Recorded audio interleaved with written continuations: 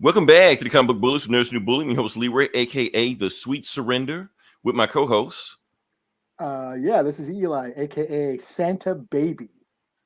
Damn it! Why didn't I use that? Eli, we're gonna do some of this podcast. I'm gonna ask you a question that I've been wanting to ask you on the podcast since we started it, but I'm gonna see your answer on it. So, Eli, what is best in life? Oh, I know this one. Crush your enemies, see them driven before you, and hear the lamentation of the women. Bam! So I want to let all listeners, if anybody ever asks you the question, what is best in life, don't ask no stupid shit like world peace. And give Eli's answer. Don't ask where it came from. Just give Eli's answer because that is the correct answer. Everything else is wrong. So, and no, we didn't rehearse that. Hold on, let's see what we got here. Hey, Jacob, what's going on? And okay. I'm Team Jacob. Well, I guess I'm Team Edward. I guess I don't know. You got to be Team Edward though, like Batman, but whatever. Okay. So yeah, we're back into the episode. Yeah, good things happen. Nobody died, so we can just get into it. We're getting right into the holiday season. Sadly, do want to let everybody know that we won't do an episode next week because it's going to be like smack dab in the holiday season. I'm going to be gone. I don't know what you guys going to be doing, so we're just going to just call it that week, and we'll be back next week with some good stuff. You know, we'll be getting festive. Exactly. You know, low vibrational food or whatever you want to call it. Yeah. But this week we have a ton of show. We have a bunch of show to go with.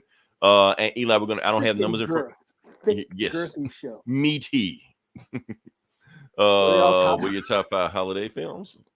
Die Hard, Lethal Weapon. I don't know. Gremlins.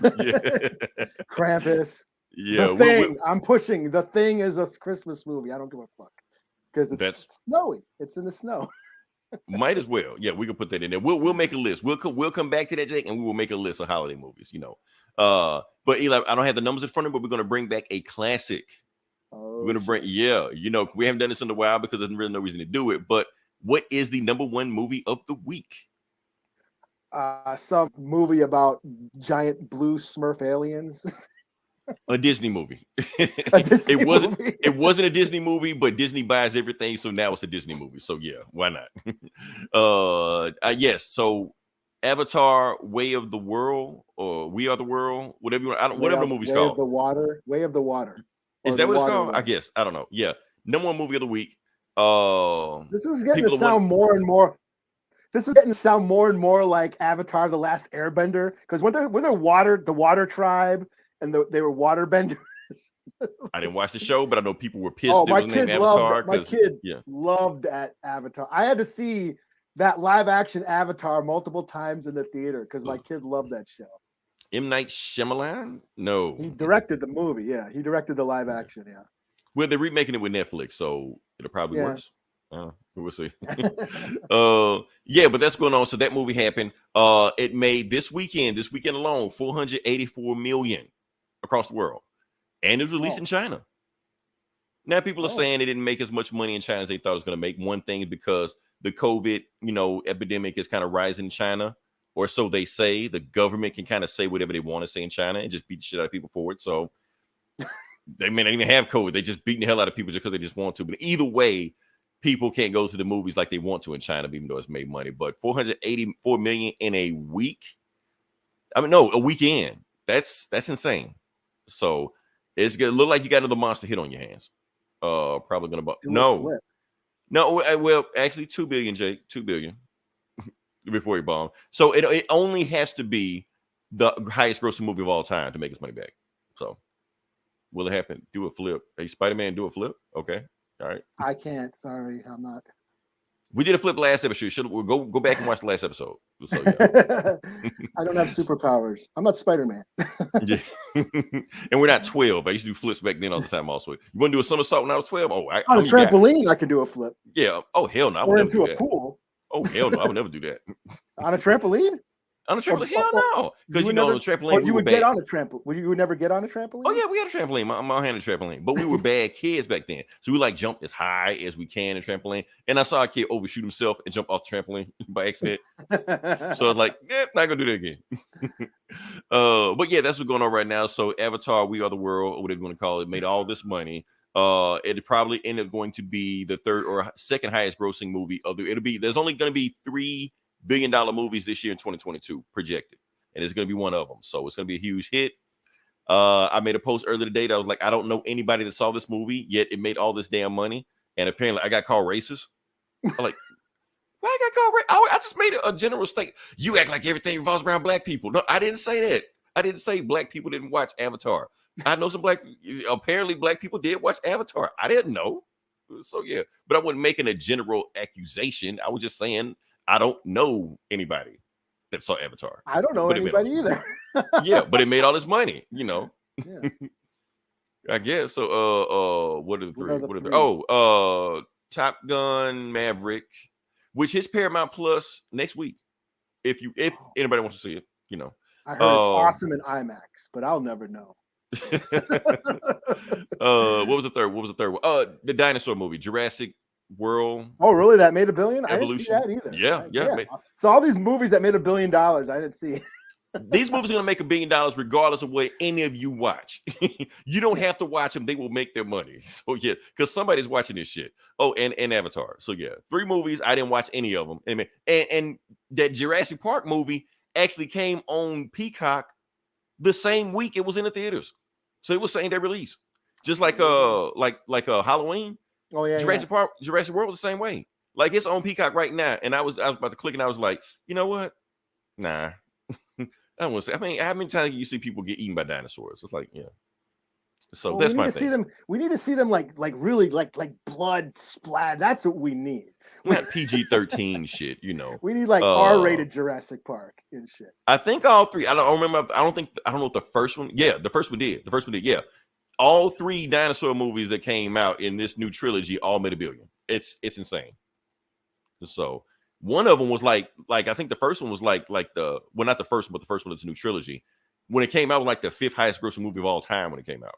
Like it was insane, stupid numbers that came out. People love dinosaurs. So I don't know. We're all 12-year-olds at heart. So yeah. But yeah, that's what's going on right now. So like I said, we got 3 movies that all made $1 billion. 3 movies none of us watched, but somebody's watching them. Yeah. And I think we just wanted to briefly talk about like why is it? Because I think we had a discussion early, Eli. I think I want to just bring this back up. Like, why are these movies making $1 billion and why other movies seem to be struggling? And I think we knew to go down this road. Now, before you jump into it, I'm gonna just give my 2 cents on the opinion. Are you talking about what I said about Top Gun? I am saying what you said about Top Gun. Well, Jurassic Park don't fit that. I think it does fit that bill. I think it exactly fits that bill. Okay. The reason reason I said the bill. Reason I'm saying because, and I hate to go there. I was just joking, but okay. I know you were joking, and people got pissed off. Now here's the thing, and because just like I said, I got called a racist today. Eli got called a racist earlier this week. Eli, you've been called a lot of things, but I've never imagined you being called a racist. So yeah, black guy and a racist. It's like Lethal Weapon was a podcast. So yeah. So, but my thing I want to say about not really about the racism part, but more about like do I want to say wokeness? I don't want to say wokeness, do I? Give me another word, Eli. Give me another word other than wokeness. It's that means woke. Yeah. Okay.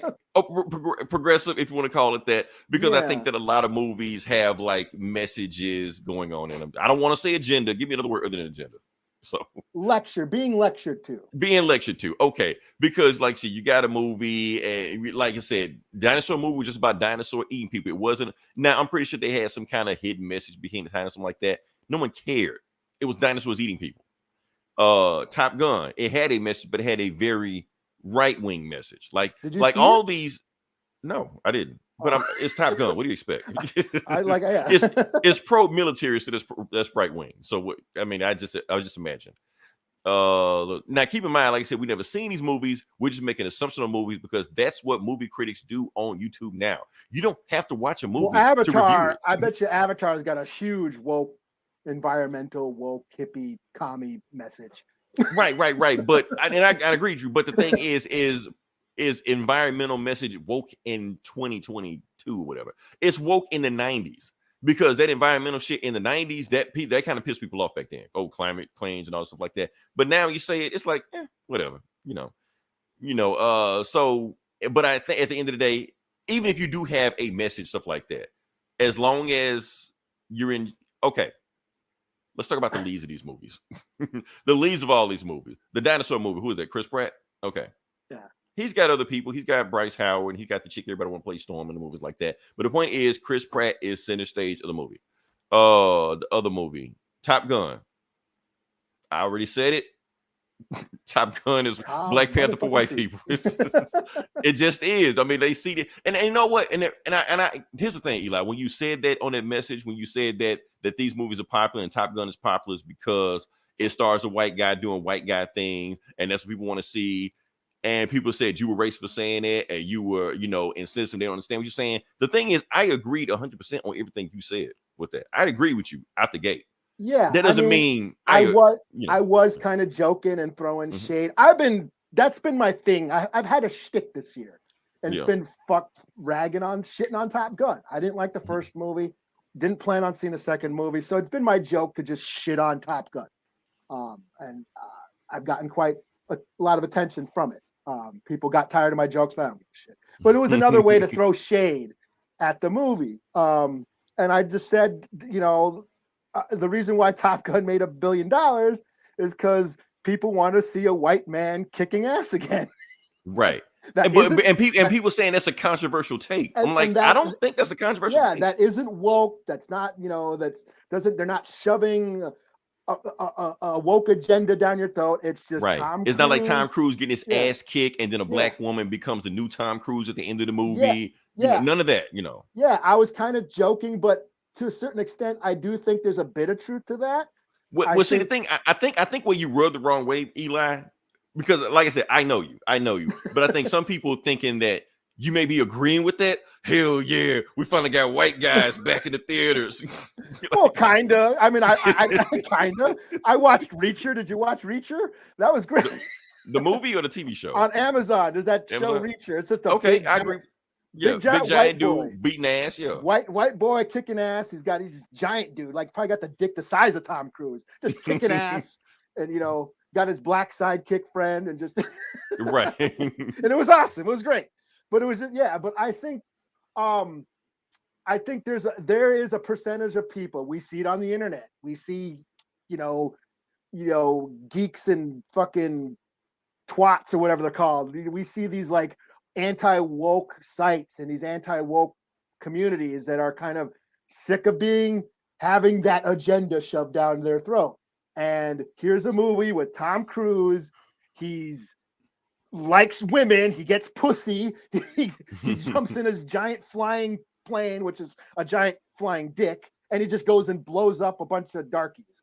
And hell yeah, that it's the America, fuck yeah, America, fuck yeah. And I think that probably resonated with certain audiences, and that's what I was saying. That there isn't a percentage of people that are sick of being lectured to, sick of, and it's not just white folks, it's everybody. I mean, Cliff, and we shout out to Cliff, he hates that shit too. He hates the race swapping and the gender swapping, and like, can I just see my favorite shit without it? And I'm getting sick of it myself also, because they do gender swapping and rape swapping, but we know what they're doing. It's just virtue signaling, where they just do it just to check a box.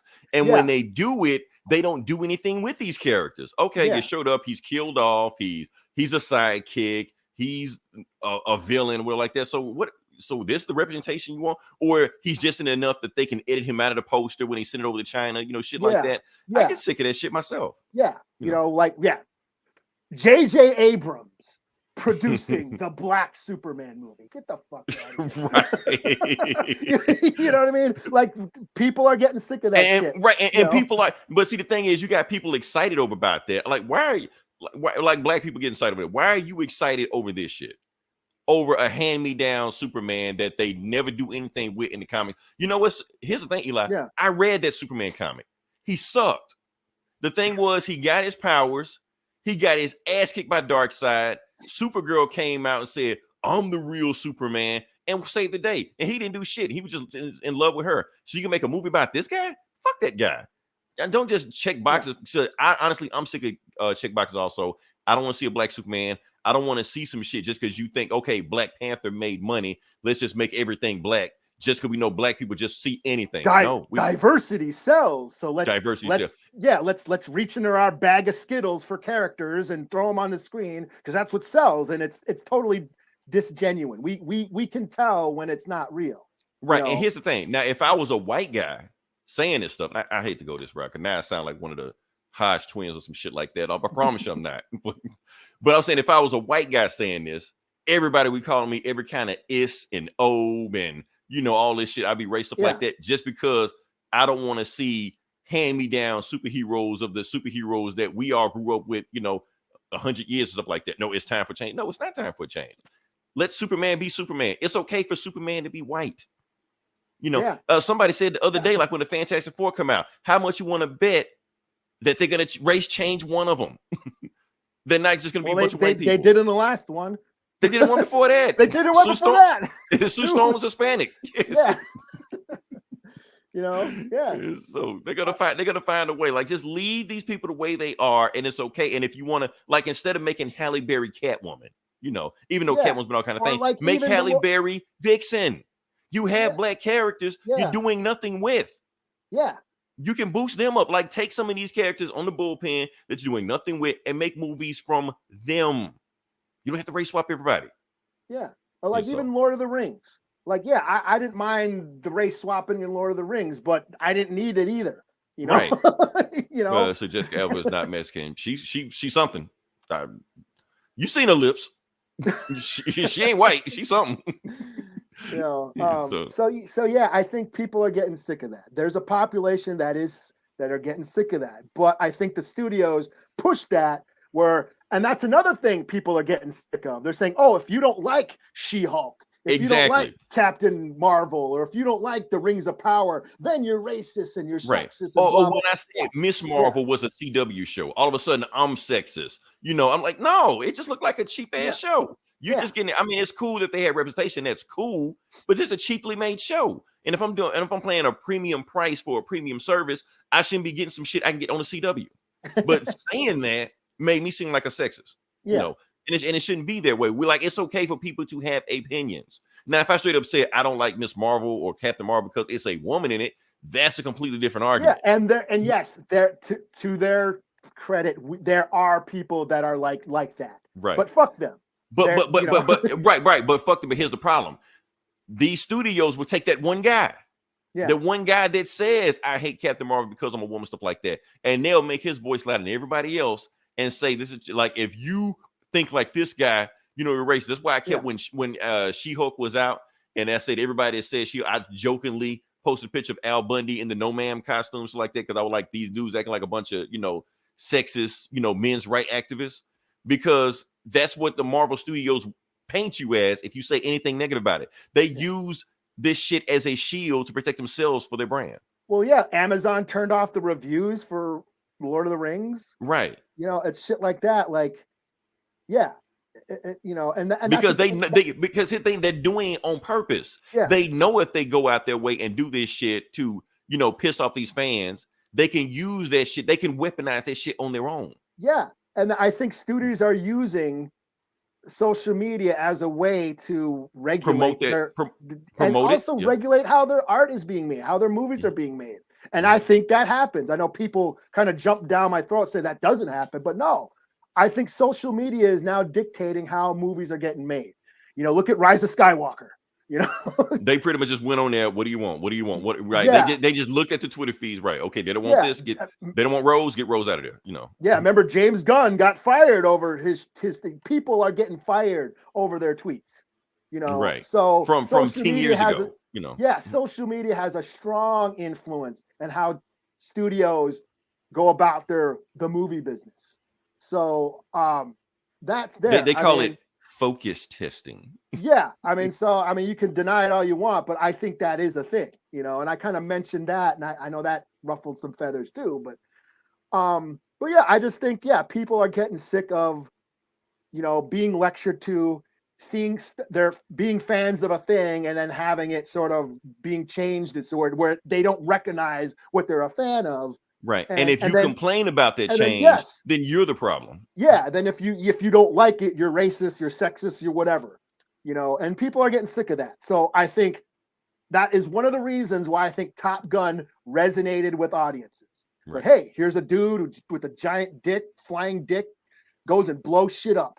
And like, hell yeah. There's, it's pretty simple bubblegum popcorn entertainment. Right. And another thing to add to what you're saying also, like I said, we're talking about Top Gun. Now, we talk all about this representation matters and people like to see themselves on screens. Now, yes, like I said, I like to see black leads on screen. Eli, you like to see native actors on screen. Don't you think white people like to see white people on screen? It's wrong for them to say that. Yeah. It's wrong for them to say that, but come on. Why can't they say that? If we feel like that, you feel like that, I feel like that, why should they feel wrong for feeling like that? Okay, it's a white guy in a movie doing white guy shit, and he looks like, me, who, if I was a white guy, why would I not root for that shit? They want to see that shit. That's why I'm so surprised that Thor isn't, being raked for cultural appropriation by because they just because they treat Thor like a cartoon movie. That's I mean, but like if you did that to anybody else's deity, take their Jesus and make him a bumbling idiot. You know what? Somebody said that they want the new God of War, Kratos, to fight Jesus. People just shot that down immediately. I'm like, you know what? Yeah. Kratos versus Samson. I kind of want to see that. Or David. Yeah, David versus Kratos. Yeah, I want to see that. Goliath. Come on. With exploding with a slingshot that shoots explosives. Right. Jake, I want to see that. Yeah, that's a movie. That's a movie right there. David shoot, all that shit. Oh man. Killing Satan? Come on, man. You don't tell me you don't want to see that movie. I mean, play the game, but yeah. Yeah. So but that's my thing. Yeah. I kind of made a joke and it got taken the wrong way, and then it turned into this big stupid thing. And, then Gomer starts sending me pie charts and shit. Shout out to Gomer. Shout out to Gomer. Oh man. Well, like I said, because normally I jump in it, but honestly, I feel like Eli, the way you were going with the conversation, you're gonna get banned. And I already got 2 strikes against me right now. So I'm like, we both can't be in the doghouse at the same time. So let me chill while Eli go wilding out. So yeah. Oh, that's all right, man. I got it. I got this. Now, that being said, let's talk about Avatar. Because I think we start on Avatar, but we get shit on every other $1 billion movie on there. Because we got to shit on Avatar for a second. Keep in mind, neither one of us has seen Avatar. I don't plan on seeing Avatar. I'll probably see when it hits Disney Plus in 45 days, some shit like that, whatever. But like I said, why is this movie hitting so? Why is this movie just all over the place? I guess because I don't know. Is it, Eli, do you think it has something to do with the white savior trope? Perhaps. First off, should we tell people what the white savior trope is? Sure. Let me explain what the white savior trope is, because I know everybody's people don't know what to think about this show, man. Are we a bunch of sellouts? Are we racist? What are we? What side are we on? We just on the side of chaos. That's all. As long as we just start shit, that's all we care about. So yeah, let me explain what the white savior trope is. So the white savior trope is when a white guy or white woman, either one, when they come into a unknown society and they pretty much master that society that everybody else has been struggling with for a lifetime. They master it in a week, a month, whatever. Iron Fist. White savior trope is Iron Fist. That's what it is. They Green master Arrow. this shit. Yeah. And Arrow. Yeah. That's basically what it is. They master it. They become the teacher's pet of the chieftain or the king there. The princess falls in love with them. Meanwhile, the ex of the princess is like, why y'all let this white dude in here? Don't know shit. Ain't here outside. And eventually the same people that came for the white guy will destroy the entire society. But the white guy at least tries to help them because he's the one good one. Yeah. Out of all the evil pieces of shit and around. Usually does save them. And sometimes he does, but at least he tries, Yeah.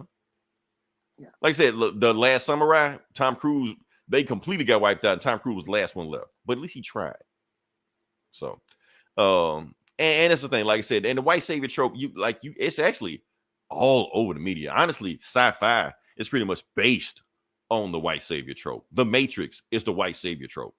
Guardians of the Galaxy is the white savior trope. Is that, yes, they're not, different color races like that, but they're all like mutants and aliens, shit like that. And we all know in sci-fi, mutants and aliens just black people and natives. We know this shit. It's just a thing for it. So, but notice in the Guardians of the Galaxy, there's always that one white guy on the team, and he's the leader, and he's the son of a god, and he's also a white guy. He's alien too. Yeah, And he's alien too, but that doesn't matter. He's still a white guy. He gets to keep his skin color. He gets his skin color, yeah. So everybody knows who the leader is. Same thing with Captain Marvel, Jude Law and Captain Marvel. Like everybody else was purple and again the colors of the rainbow, but they got Maria Rambeau, Monica Rambeau, Samuel Jackson. Yes, Captain Marvel was a white savior trope. It was. Yeah. But Jude Law and Captain Marvel got to keep their skin color. Right. But he was evil because he was a man. Oh, I didn't read that much into it. Hold on. There. Oh, you didn't read that? Marvel was a woman, and Marvel was racist. I didn't read. I didn't read that much. You didn't see? Oh yeah, it was there. It was there. I guess I wasn't looking for that, but yeah. I mean, because I see it now. Yeah, I mean that's the thing, because in any and I hate to go there, like I said, when we talk about women-led movies, stuff like that, I know I'm about to be called all kind of things. That we see a bunch of women-led movie, it always that any man in the movie is normally a piece of shit. Birds of Prey, every single man in the movie was a piece of shit. So Ghostbusters, every single man in the movie was a piece of shit or dumb as fuck, like Chris, which Thor, the dude Thor dude, yeah, everybody's a piece of shit. So that's how it is. She-Hulk, She-Hulk bucked the trope because Daredevil was cool, Wong was cool, Banner was cool, Hulk was cool. Everybody wanted to shit on Hulk, but Hulk was cool in there. So She-Hulk bucked that trope. I like She-Hulk. Yeah, but I'm just saying, but yeah, it was for all those shitting on Leroy. Like, leave me out of this, right.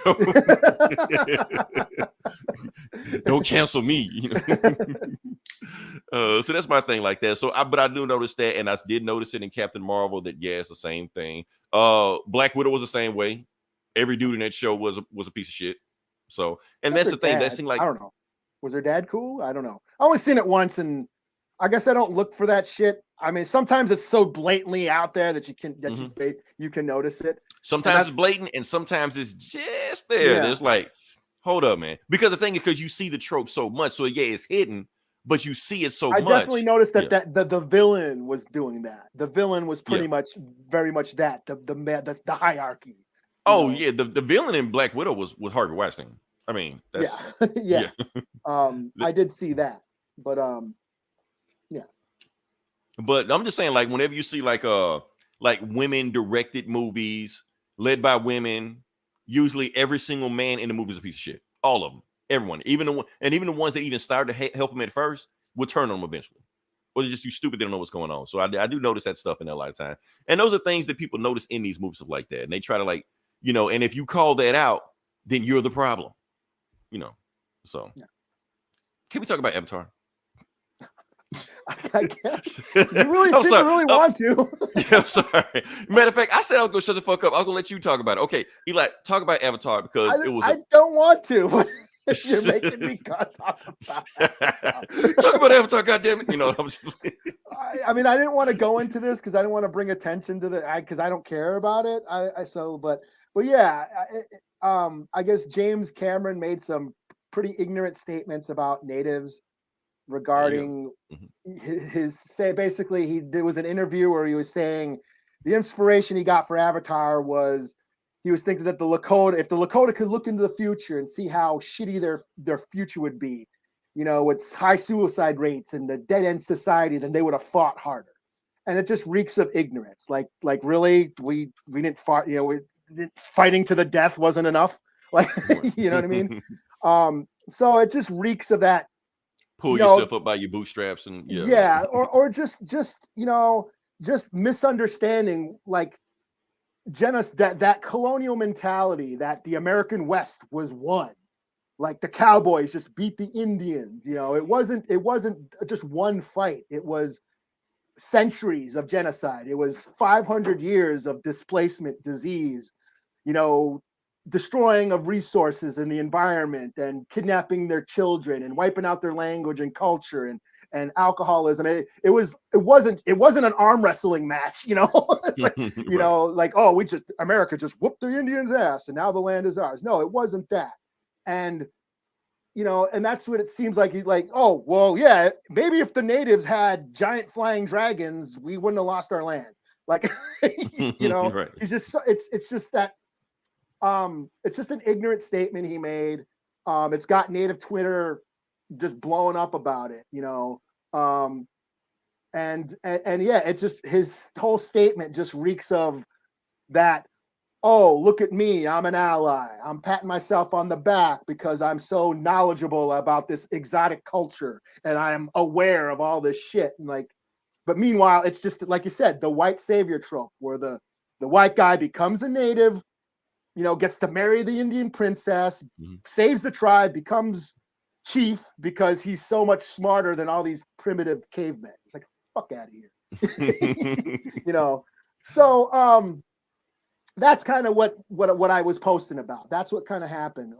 I didn't really want to bring attention to it because I don't care about this movie. I wasn't really a fan of the first one, and I saw Avatar in the theater on IMAX. You know, I wasn't that impressed. I thought I had a better time watching How to Train Your Dragon in 3D. You know, you know, or Beowulf. Beowulf in 3D was awesome. But like one of the okay. Since we're here, fuck it. One of the God damn it, you're making me talk about this shit. But in the first Avatar movie, and I've only seen Avatar once in the theater way back in the day. Yeah, it's way back in the day. God damn. I totally forgot about this shit. But you're making me talk about it, so here we are. There was that scene in Avatar where the dude jumps on the dragon and plugs his fucking braid into the fucking dragon and he captures the dragon and he says, "You're mine." And I'm like, that is such the colonial perspective of taking ownership over nature. That's not a native perspective. That's not an indigenous perspective. All over the planet, there's indigenous populations all over the planet. They don't take ownership over nature. You can't own nature or the land or anything. So that's a non-native perspective. And that scene, right when he said that, I'm like, yep, a white boy wrote this. Just takes you out the movie. But yeah, and I was like, okay, and I can see where this is going. He's gonna save the tribe and bang the native princess, and you know, because he's so smart. He's smarter than the rest of them, and he's gonna become a better native than the rest. I see where this is going, and that was like an hour. We've seen that movie a million times before. Yeah, it's pretty graphics, but we've seen this movie. Yeah, it's Dances with Wolves in Space, and I'm like, okay, this is what it is. I know where this is going. That was an hour in. Well, I got another 2 hours to sit through this shit now. Right. So yeah, that scene sort of stuck with me, and sort of, you know, this is the shallow, you know, colonial fantasies, you know, of basically taking over and becoming better and appropriating a culture is what right. You know. So yeah, he said these statements, and I'm like, yeah, now I didn't want to see the movie. Now I really don't need to see the movie, you know. And I'm not and again, to the anti-woke crowd that are like, fuck you, you commie hippie bitch. You know, no, I'm not canceling Cameron. I'm still gonna watch Aliens. I'm still gonna watch Terminator. True Lies. Yeah, you know, hey, you know, this is what's wrong is people don't fucking talk. James Cameron, look, listen, learn, do better. That's all. That's it. That's it. I'm not fuck him, fuck his life. You're canceled, bro. Like, no, we're not gonna do all that. Yeah, whatever. You know. So again, I didn't want to get into it, but you know, that's what it is. Okay. Very eloquent. Very eloquent. You said that. So yeah. All right. That's it. Are we done? Are we done, Randy? You have fulfilled the purpose of the thumbnail. Okay. Thank you. Damn it. I thought it was going to be a bait and switch. Because I could always change it, but I'm going to leave it the way it is now. Yeah. All right. We're off Avatar or Way of the World, whatever this shit like. We're done with that. We're not talking about it. We're not talking about this movie ever again. Ever. We're not going to do like every other YouTuber that hates shit, but is it constantly talking about shit like that? We don't do that. With other shit we like to talk about, and we're going to focus on that. And that's it. So whatever we got to say about Avatar, we're done with it. We're going to move the fuck on from that. So there's Fat T. Fat T in the house. Just when we were done, Fat T. He's reminiscing, yeah. See? It's all Avatar's fault. Look what that got you. Oh man, they want big booty Mexican women that move to TV shows. There's quite a few on TV right now. Is J-Lo on TV right now? I think. I don't know. So I just watch. We're gonna make a list. Top 5 big booty Mexican women on TV and movies. Yeah. 2022. 20. The best of list. We're Check out that thumb. Wait for that thumbnail. Yeah, the best asses of 2020. Oh, that Lupita video has 1,000 video views on YouTube. What about that Megan clip where you I can't remember what the She-Hulk, the She-Hulk twerking clip and shit. When you were, I'm gonna look those numbers up. That did numbers too. I was like, okay, our viewers have a type, but we're not gonna milk it. We're not gonna milk it. Yeah. Anyway, speaking of, let's talk about something that I want to talk about. Here's the thing. Last week we did it. No, actually the week before we did a trailer haul. Just talk about a whole bunch of trailers. And Eli, I'm gonna be completely honest with you. I didn't give a shit about any of those trailers except one movie, Cocaine Bear. The other trailers I didn't even watch. But this week, they have some movies that I'm like, interesting, you know. So we're gonna start with which one we're gonna start with? Oh, yeah. Okay. Sure. I didn't want to start with that one, but we're here. So. All right, so we're gonna talk about it. We're gonna talk about Across the Spider-Verse. Okay, so it's Across the Spider-Verse came with the trailer, which you already knew it was coming out, and this is Across the Spider-Verse Part 1. And yes, there's gonna be another one. There's gonna be a whole bunch of other people. And yes, then there was so many Spider-Man in that movie. Hold on, let's see what we got here. Yes, we're gonna talk about it, Jake. Stop spoiling the show. We're trying to build anticipation. Because I actually have notes on Barbie, but we're gonna talk about that.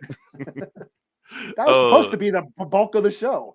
it really was. Barbie. See, if I had Barbie as the thumbnail, they were like, and people see just us, and they're like, I thought there were gonna be a bunch of, never mind. I'm not gonna say it.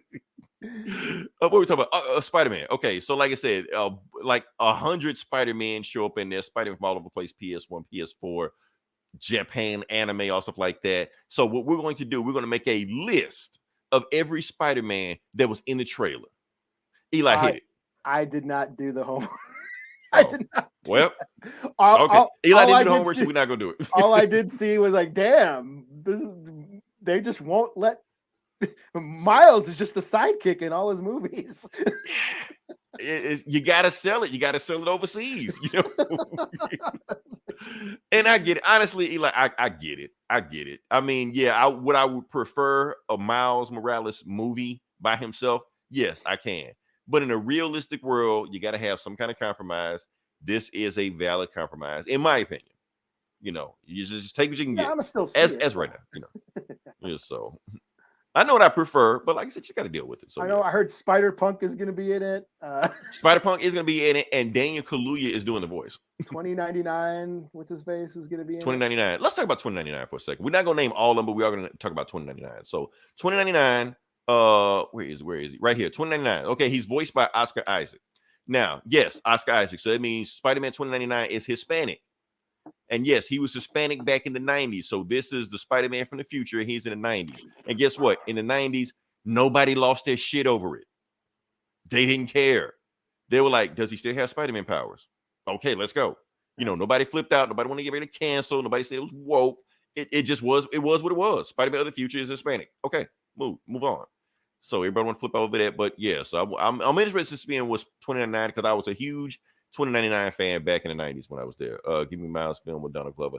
He's kind of aged out of the role. Oh, should we talk about Donald Glover has another movie coming out with Sony in the Spider-Man universe. Hypno Hustler. A Spider-Man villain that he's making a movie of it. Why? I don't know. Because. But here's the thing. Donald Glover's in it. I'm watching it. I don't give a damn what he does. He can read the phone book for an hour and a half. I bet you it'll be good, is what I'm saying. Yeah, I hope he has creative control. I don't want them to just do. I want Donald Glover's hands all over this Hypno Hustler movie. I want to be Atlanta Part 2. I want him to explain the end of Atlanta in the Hypno Hustler movie. I want Afro surrealism, all this shit. Give it to me. But I'm way too excited about a Hypno Hustler movie. Anyway, about Spider-Verse, more Spider-Verse. What do you want? I mean, shit. First one I think is one of the best comic book movies of all time. Of all time. Not my favorite Spider-Man movie. I think people just say that just to earn points. But good. Better than any of the Tom Holland movies. I get it. Yeah. I have a special place in my heart for the old. I like the Raimi movies too. I like especially the first two. But the first two have a special place, yeah. I saw Into the Spider-Verse like 4 or 5 times in the theater. I kept taking people to see it. Like, yo, you gotta see this movie still. Awesome movie. I think I own it. Let me see. And like I said, if you want a Miles Morales experience, get the video game. PS4. Awesome. All Miles. Did not play it. That game is awesome. I think I might like it better than the Spider-Man one. Because Peter shows up in like the first 10 minutes of the game in the first mission. After the first mission, he's like, well, me and Mary Jane finna go to Europe and make babies. Have at it. And that's it. He fucks off and you don't see him. And the rest of the game is just Miles Morales. I like this is awesome. He got cooler powers, invisibility, all kind of stuff. Judge Booty. Oh, yes. Fat T. Did Judge Judy have a big booty at the end of Atlanta or not? I need you to answer that question for me. That is the question on everybody's minds right now. Damn, I can't. Did I make it? I didn't make it. Okay, we'll talk about it. Well, we'll talk about it. Okay, we're just going to skip to it because I want to talk about Barbie. We're going to talk about Barbie. So, by all means. Yes. And listen, this is why I didn't make it a thumbnail because I know I'm gonna just say it. This may be the gayest section we ever had on the comic book world. But yeah, that's going on right now. So we're gonna talk about Barbie, and the reason we'll talk about Barbie because no, I'm not excited for a Barbie movie. No, I did not have Barbie dolls growing up, and Barbie might even be kind of problematic in this new age of wokeness because now I don't know if you know this, Eli, but gender neutral, gender specific toys, they've gone away. Like the section of Toys R Us, well, even though Toys R Us not a thing anymore, but you can't have a girl section of toys and a boy section of toys. That's problematic. You just gotta have toys now. I still see that at Target. At Target, what, boys and girls? Because that's supposed to have a boys and girls section.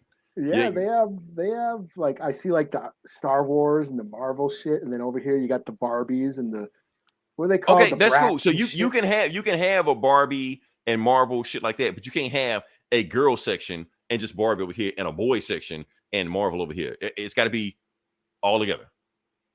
Otherwise, you're gonna get in trouble. So that's those people saying now. Hold on. What we got? Man. I spell M A child. Okay. Now the reason I want to talk about Barbie is because of this scene right here. Boom. Now, it may not seem like much. Margot Robbie just 50 feet tall in front of saying, but this is a very significant scene, Eli. Yeah, the trailer was funny as hell. I saw the trailer and laughed my ass off. Yeah, because for those that don't know, that are not film buffs, this scene is an homage to Space Odyssey 2001, Stanley Kubrick's movie.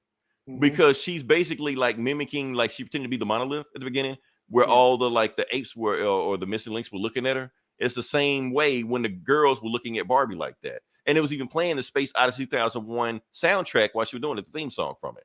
So you know what that means? Barbie is cinema. So at least the trailer is real cinema. I'm pretty sure she does. Yeah. So that's my thing. And your boy's in it. Shang-Chi. Oh, no shit.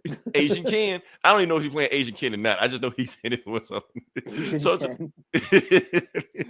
I was like, okay, Simu Liu's good work. Okay. Because I like this guy. I've been rooting for this guy even before Shang-Chi. I like this guy. He's got something. He's got charisma. So I think he's going to be something. But here's my thing. Now, when everybody else saw, 50-foot tall Margot Robbie and saw, they were comparing it to the monolith, I didn't compare Margot Robbie to the monolith. You know what I compare Margot Robbie to? Wendy Peppercorn from The Sandlot. Now, if you know your Sandlot. Yeah, I remember that movie. Yeah. Yeah, everybody remembers The Sandlot movie. And the thing is, The Sandlot ripped that scene off from a Paul Newman movie back in the 60s, Cool Hand Luke. Oh, yeah, I know that scene. Cinema. Sandlot is cinema. So, hold on, let me see. You need to start reading Barbie comic books. Oh, no, we are already as Barbie as we need to be. Are they on IDW? Who makes Barbie comics? Yeah, I'm pretty sure they're out there. I'm gonna let Eli handle that. Written by Grace Randolph or Rudolph, or right. But I found out something about Wendy Peppercorn in The Sandlot. I didn't know that she was the cop from Scream. So yeah. So I like that. Cool. Yeah. So it might say was it Planet Terror? She was in Planet Terror, right? Was she? Okay. Yeah. So they know that. So Yes, that's all I gotta say about Barbie. Am I excited for it? Nah, not really. If it comes on HBO or something like that, I watch it. I won't tell anybody I watch it, but I watch it. I might say it on this podcast. Nope. That's about Review. You gotta get it. full Barbie review. balls deep review. And I'm gonna break down every cinematic reference they made. Because I know it's gonna be filled up. Because they actually have a good director on this one. It's not just like some Marvel guy just get a guy for a sitcom and just starring $200 million. Apparently, Greta Gerwig, did she win an award or something? Oh like yeah, did she make a? She made was it one of the Little Women remakes? Little Women or something like that. And I think she won an award off that. So she's doing. She's like Oscar. Yeah. I got Oscars or some shit for it. Yeah. Yeah. So they didn't just get anybody to do this movie. So this, who knows? This may be a surprise shocker. We don't know. Because I wasn't excited for a Barbie movie. I like Barbie. Okay, good. Well, it looks like, judging by the trailer, it looks like very tongue in cheek, like kind of like Deadpool-ish. Okay, without the violence. You know what I mean? We're like sort of, being very meta, and you know what I mean. I'm gonna take you back. Eli. Do you remember Josie and the Pussycats? That movie. I never saw it. You never saw the movie? Okay. No. Here's the thing. That movie was tongue in cheek. That movie was satire. But nobody got it. They just thought that it was just going to be like a regular movie, stuff like that. But it's actually like a movie making fun of commercialism. Like it had a deeper meaning than what people got to. People just like, I just want to see them. And it was like, no. But actually, Josie and the Pussycats. Real cinema. Why are we talking about Josie and the Pussycats on this thing? let's move on to the next part of the podcast. And Gem and the Hologram. No, that movie fucking sucked. There's no hidden meaning behind Gem and the Hologram. That movie was woke. No. They made a movie? Yeah. Oh. Yeah, they made a movie, Gem and Holograms. How out of it I am. I don't remember. let me see. I'm gonna go to the next. Yeah, I'm trying to see who I got it on my computer right now. No. Live stream, Gem and the Holograms, right? Comic book bullies. I'm trying to see who started that movie. Gem and the Holograms. I don't know somebody. It's on Tubi right now. Oh, no shit. Yes, Gem and the Holograms is on Tubi. Don't watch it. The movie fucking sucked. But who was in that damn movie? Shit. I don't know. I bet if you told me her name, I probably wouldn't even know. I don't know. It's bloobity bloobity blue. Yeah. Okay. She was in 13 seasons of Gossip Girl. You didn't see that? Michael Bay. Let's see. What's the next part of the podcast? I think. Oh, are we? I think we on. Well, my part now that I want to talk about. That was the thing I was looking for. But anyway, we're gonna move on past that. We're gonna talk about Henry Cavill. This is what I thought we were gonna talk about. No, I want to talk about Barbie, man. No. Oh shit! Yeah, so we're gonna talk about. You said, this is a girthy, meaty show, right? We make girly, not girthy. Yeah. Yeah. So we're gonna talk about Henry Cavill, even though our entire episode last week was about James Gunn, about whether or not he's gonna be DC's savior or destroyer. Well, I think we got an answer. Because he pretty much came in and scorched earth. Just like he just came in through like the purge. He ordered 66 DC studios. I was like, shit, we weren't expecting that. Excellent. That's all kind of mean shit like that. Like he whispering to Kevin Feige, hell, Marvel. You know why he's doing all this shit? I don't think he's a double agent. I kind of understand what he's getting, but I do think we need to explain for a second. Because like I said, Henry Cavill announced roughly a month ago, not a full month ago, but maybe a month ago, maybe 3 weeks ago, that he was back as Superman. And this week he got fired. So yeah, he's in and out just like that. Because James Gunn, and the thing is this, and then when we say Henry Cavill got fired, this is not rumored. This is not because here's the thing, what we've learned this last week is that Variety, Hollywood Reporter, Deadline, all those sorts of things, right? They're all full of shit. All of them. Every single one of them have made some bullshit articles this week that we can't trust anything they say now. But as far as Henry Cavill getting fired, this came from him and James Gunn. Like it came from them. This isn't like a rumored sourcing like that. They pretty much said he's out. This is it. They're moving forward because James Gunn is very, very transparent on Instagram and Twitter and social media like that. He's telling you what he's doing. You don't have to guess. He's laying the shit out in detail. He's saying, look, I am making a new Superman movie. I am writing it. It's going to be a younger Superman. And Henry Cavill has basically aged out of the role. That's what it is. I mean, he'll be 40 next year. Hell, Man of Steel is celebrating its 10th anniversary next year. Like, we think these movies like that. No, the DCEU is going to be 10 years old next year. So The Rock is also mad at DC right now. No, DC need to be mad at The Rock right now. Because that bullshit that he was saying about how he the Black Adam made 50 million at the box office like that. Bullshit. Made it up. Not only did he make it up, he leaked that information to Deadline so they could report it. So Rock was cooking the books. I'm telling you how he cooked the books. Because in that financial report that he made, where they made 50 million, he took an account from the 85 million that HBO Max was going to pay them to put the movie on HBO Max. But here's the thing. HBO Max and Black Adam are owned by the same company. So they're paying themselves. They're just writing this shit off. You just can't do that shit. So, oh yeah, Black Adam's on HBO Max. You want to watch it, whatever. So yeah. I have not yet. You know, it doesn't even matter. It would have mattered last week, but this week it doesn't even matter anymore. So now you don't even have to watch it. Yeah. Because just like this scene, spoiler alert, Eli, at the end of the movie, Henry Cavill showed up with Superman. Yeah, you told me before. Yeah. That was the thing, is that's what got everybody excited. Like, oh, Superman's back. And right. You got to be excited, but not excited enough to go see it. So, like, okay, that's cool. I'm not going to watch it, but it's cool, So now, this scene has become one of the most useless scenes in cinematic history, along with the Green Lantern scene with Sinestro and Terrence Howard. Terrence Howard and Iron Man. Next time, baby. Yeah, it's that. He-Man, Skeletor at the end, never came back. So yeah, so all the bullshit ass sequel based stuff like that, done. So that's the thing. So if James Gunn got rid of Henry Cavill, it's pretty much safe to say that everybody is gone. Like, pretty much from the ground up. Rock is gone. All the Justice League members pretty much already gone anyway. Like Ezra Miller, he won't come back anyway. They're pretty much safe to say Gal Gadot is gone because the rumors going out that she was going to be in the Flash and they cut her scenes. So, I mean, if you cut Henry Cavill, you make a new you make a new Superman. You can't have those old people in there. You got to start fresh, So, people are asking who's going to be the new Superman. Well, here's the thing: we have an announcement as far as who's going to be the new Superman. Our very own Ryan Gomer has put his bid in to audition for the next Superman. So James Gunn listens to this podcast. Call a boy. He wants in on it. But who I think is going to be in it, they're going to get some young teeny bopper, some, ex-teenage heartthrob or somebody from a boy band, Timothy Chalamet. Timothy Chalamet in The Superman. That's your movie right there. That's your movie right there. Do you want that? Is that what you want? Nick Cage Superman. That would be terrible. It would be so terrible I would watch it. But what do I think about this? Because here's the thing, Eli. Okay, I like to pride myself on being the biggest Superman fan that Eli. Like if you probably are, yes. Like if you told me, Eli, if you told me that you knew somebody that was a bigger Superman fan than me, that might hurt my feelings. I'd be like, yeah, I don't think I do.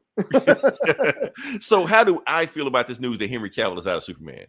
Honestly, I'm like, whatever. I didn't worship the ground that this dude walked on. I didn't.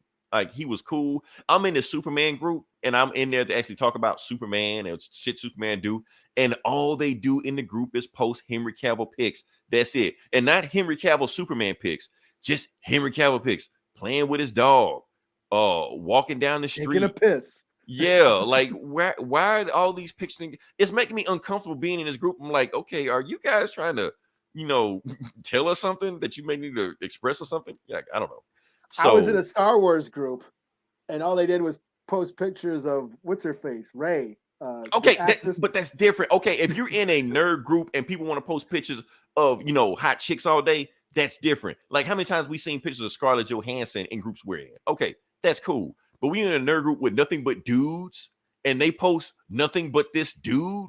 It makes you like, what the fuck? But no, they were posting. What's her name? Daisy Ridley. They were posting just her walking her dog and all this shit. Like, still kind of creepy. Like yeah, I understand if she's on set doing something, but she just doing shit. Like, I don't know, man. So she doesn't have a lightsaber. I don't give a shit. Right. Like, why? I don't want to see pictures of Henry Cavill walking his dog. I don't want to see that. Do some Superman shit, But that's the thing. So people are worshiping the ground this dude walks on. And I've seen YouTube videos of people crying because Henry Cavill is no longer Superman. I'm like, it's not that serious. Now, how do I feel about Henry Cavill as Superman? Like I said, yes, he looks like a Jim Lee drawing. As Superman in the suit, he looked like a Jim Lee drawing. I agree with you on that. But everything else other than that, I wasn't sold on him. He is the worst fucking Clark Kent of all time. I don't think anybody can disagree with that. Yeah, but he was in shitty movies, though. Can't blame him. They were shitty because of his performance. That's the thing. So yes, they were. He's the reason they were shitty. No, it wasn't his fault that. It was his fault. They made him pussy whipped, and it was his fault. He played a large portion. He was like emo. He was like bummed out emo Superman. I mean, I don't know. That's how he played it. I still blame it on him. So yes, it came off, but I still blame it on him for that. They kill him in the second movie he's in, and right because they did him wrong, man. They did him wrong. Now let me come full circle. Let me come full circle before I get attacked too much on it. So I hated his performance as Superman. I thought that he was too emotionless, which that's not Superman. I don't think everybody thinks Superman is like some kind of boring, slab of concrete that just walks right. No, he's not. Superman has fun. Superman tells jokes. Superman has a personality. It's okay to have fun. Superman is Captain America. Again, yes. Marvel keeps doing Superman better than DC. Right. That's Captain Marvel and Namor flying around doing Swiss cool cheese Superman. and planes and spaceships and shit like. But Superman, I'm sad. That was my beef. Like, dude, you're Superman. Quit being a bitch. Like why are you sad? Like shit. So that's my thing about it. So I hate his performance of Superman. They want to get in here and get some new blood in him all for it. It's not like he's the first Superman. He's like what, the 9th or some shit? Hell. Yeah. They got one on CW right now. Yeah. Who's cool. Yeah. Plus, he's awesome. not my favorite Superman anyway. Christopher Reeves is my Superman. That is my Superman. Everybody else. Boomer. I don't care. Call me what you want. Yes. Old man yells at clouds. I don't care. Christopher Reeves is my Superman. Everybody else is just playing Superman. That's how I feel about it. So if you want to get another guy in, fine, get another guy in. I don't care. But I will say this: James Gunn did shoot himself in the foot, but the way they announced it, saying the guy was in, now he's out. Saying you're gonna go younger, stuff like that. I know. Yeah. The thing is, DC is already having bad press as it is. Yes. This doesn't help the situation. And here's the thing. And this might go back to we could have talked about this during the box office. But the way the comic nerd community is these days, the nerd community, yes, it's very divisive. Yeah. It's very, you like something, you're an asshole. You don't like something, you're an asshole. It's there's not a lot of unity, like everyone like the Nolan trilogy, that's universally loved. Mm-hmm. Like Star Wars original trilogy, for the most part, is universally loved. Lord of the Rings, Peter Jackson, universally loved by fans. We don't have a lot of that. Even the Marvel shit these days. That shit sucks. I don't like it. Why? I think that Cavill seemed to be universally liked as Superman. Getting rid of him has now caused more divisive. More division, yeah. But no. That's the thing. It's not divisive.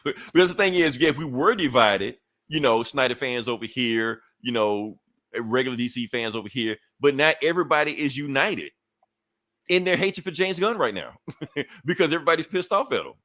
Yeah. And so because everybody wants, he was the one thing that you're right. He was the one thing that everybody agreed on. Yeah. Now I was okay with the Superman. If he stayed in, I would have been fine with it. Yeah. Like I said this a long time ago, like when the Flash show was out, because the Flash and Arrow, that had an audience. Like, why the fuck weren't they in the movies? Even they said that. Why the fuck they weren't in the movies? Right? Yeah, why you had a built-in audience, but no, you got Ezra Miller to be the Flash. Right. Look what that got you, dumb fucks. Right. You had a built-in audience with Arrow, like, you know what I'm saying? And they just keep doing this stupid shit, I guess. That just right. And this is not helping the situation, right? Because you had this beloved fan cast. Everybody, because we announced his Return to Superman, everybody was happy. Like, yes, DC finally has some traction, getting back on track. Again, excitement, right? Universal fan excitement for a thing. Right. And now back to the drawing board. Right. Everybody hates everything. The Everybody DC hates each other again. Right. You know, because here's the thing, like no matter, so now people are, pun intended, gunning for James Gunn when he comes up with the new movie, you know, because now, like I said, he's going to get some teeny bopper playing Superman. Everybody's going to universally hate it. I mean, you're going to be some two assholes, you know, they're going to be like, well, I didn't think it was that bad. You know, there's going to be that one guy, but for the most part, the same thing. It's going to be, fuck this shit. And then there's going to be the other community. Well, I like it, so you're a piece of shit for not liking it. And it's the same shit we got now, you know. You know, so yeah, it's gonna be the same. So basically, we're back to square one. We're back to square one right now. We don't have any good press going on right now because, like I said, you got rid of Henry Cavill, so now it's just like, whatever. So I don't know. So like I said, DC, it's just you're disappointing a community that desperately needs something to be excited about. Because I don't understand. Did it at Comic-Con when they thought, oh, Henry Cavill is going to show up, but no, you had The Rock and is being levitated and shit. And everyone's like, oh, man. Right. But then you brought him back in your movie and everyone's like, sweet. And then a week later, you get. Right. So it's like DC has no traction right now. So, and I don't know if DC understand this, but really the superhero bubble is bursted like already. And I think, like I said that the other day, I think this is the nail in the coffin. This is the final descent where superheroes are not going to be the big juggernauts they used to be. Right, because what's bringing people out? What, Kane? Ain't gonna be all right, but I mean, it'd be just like the whole world would be like, oh, we just got to go see this movie. It's gonna be a phenomenon. It's gonna be like, okay, we'll watch it. They go as big as they want to, multiverse like that, and the same thing with DC. Yeah, Marvel Phase 4 has been dicey at best. Right, you got some people that's like, it ain't that bad, but nobody's just like fans of DC. Oh, it's their best one. Yeah, like nobody's saying that. I don't feel even the fans of it. Yeah, whereas like we felt the need, like 5 years ago, we felt the need to see every Marvel movie. You know what I mean? Now I don't. I still haven't seen Eternals. Right. You know, like Marvel just doesn't, the MCU just doesn't hit me like it used to, you know? Right. And I don't have that. And I think that because they're cranking out so much content at one time, they kind of cannibalize themselves. Yeah. And then like what got me excited about something. You're gonna get them. You're gonna get them, Jay. You believe that. Chase Carrot promises that. Yeah, I mean, what excited me is like the Batman. I love the Batman because you had a guy that just let this guy just do whatever he wanted. You know what I mean? Yeah. And I like the Aquaman movie because they let James Wan do whatever the fuck he wanted. Right. Like the Joker movie, even though it's just a taxi driver ripoff, they let that guy do what he wanted. Like Deadpool, same thing. Like, you know, I was into these things where like you kind of like let the filmmaker. That's what excites me. I mean, right. And I say you want something original. You want something to go out there. But here's the thing, Eli. I think we're at the point of diminishing returns. Like we want something new, but what new can you do? What can you do that nobody else has done before? Because they've done everything at this point.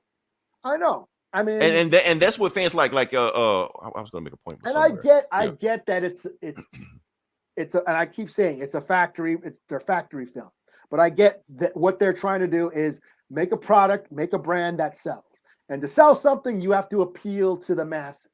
So but if you appeal to everybody, you really appeal to nobody. Yeah, but it's got to be sort of watered down and sweet, you know, and and sometimes that's not going to hit, you know. Like I said, my sister's still never seen an MCU movie because she just doesn't give a shit, right? You know? But yeah, I mean, like the same thing with like the Eternals. I never saw the Eternals yet. It made money. It made money. It didn't. Okay. I'm gonna let you finish. Well, I'll talk about Black Panther 2 in a second. But yeah. Oh well, like the Eternals. I never saw the Eternals. One thing. Oh, nobody did. So I'm not into the Eternals. Yeah. But another thing, what's her name? Chloe Zhao. Yeah. That filmmaker. She won an Oscar. I've seen a couple of her movies. They were made on Pine Ridge. One, Songs My Brother Taught Me, and The Rider. Both movies filmed on the Pine Ridge Reservation using native actors that never acted before. She's got a very organic sort of documentarian style of filmmaking. You know, she's got a distinct style. Mm-hmm. When I saw that Eternals trailer, I'm like, that don't look like anything she's done. It was very boring, generic. Like, I think they were trying like, okay, let's try to make like an Oscar type movie. And it felt like that's what they were shooting for, but they completely missed the mark on that. But even whatever like, they were trying to do. Even like the dude in Doctor Strange, like there's moments where I can see Raimi.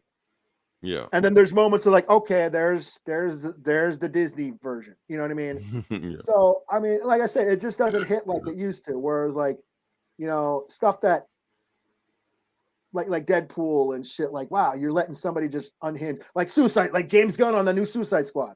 Right. Like, and Peacemaker.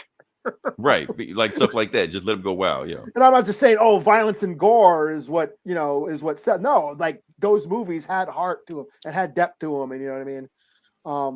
But yeah, I mean, like I said, they had something that everybody liked and now they got rid of it.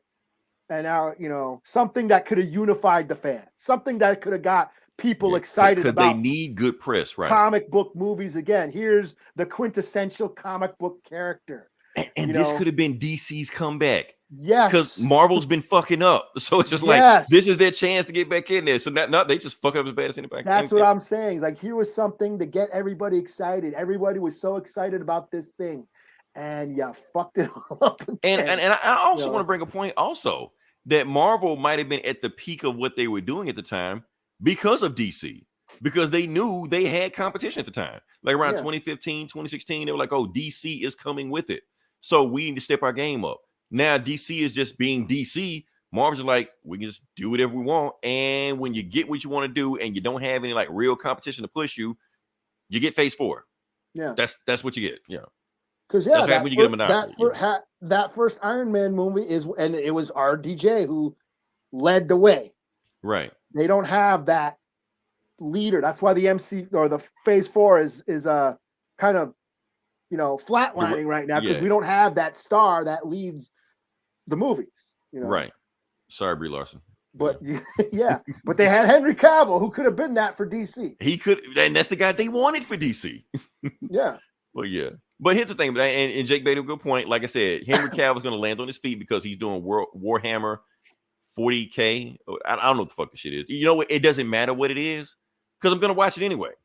Because like I said, Henry Cavill, I didn't really care too much for Superman. I was fine with the Superman, but I was okay with it. But I do want to say that his Witcher was awesome.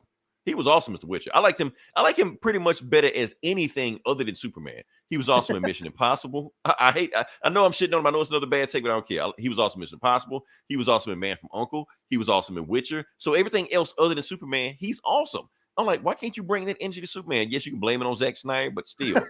I don't blame it on Zack Snyder. Okay, we can blame it on Zack Snyder, but but as I thought he was a much better Witcher than he was Superman. So this guy has lost 2 jobs. Here comes Zack Snyder Superman, faster than a speeding bullet.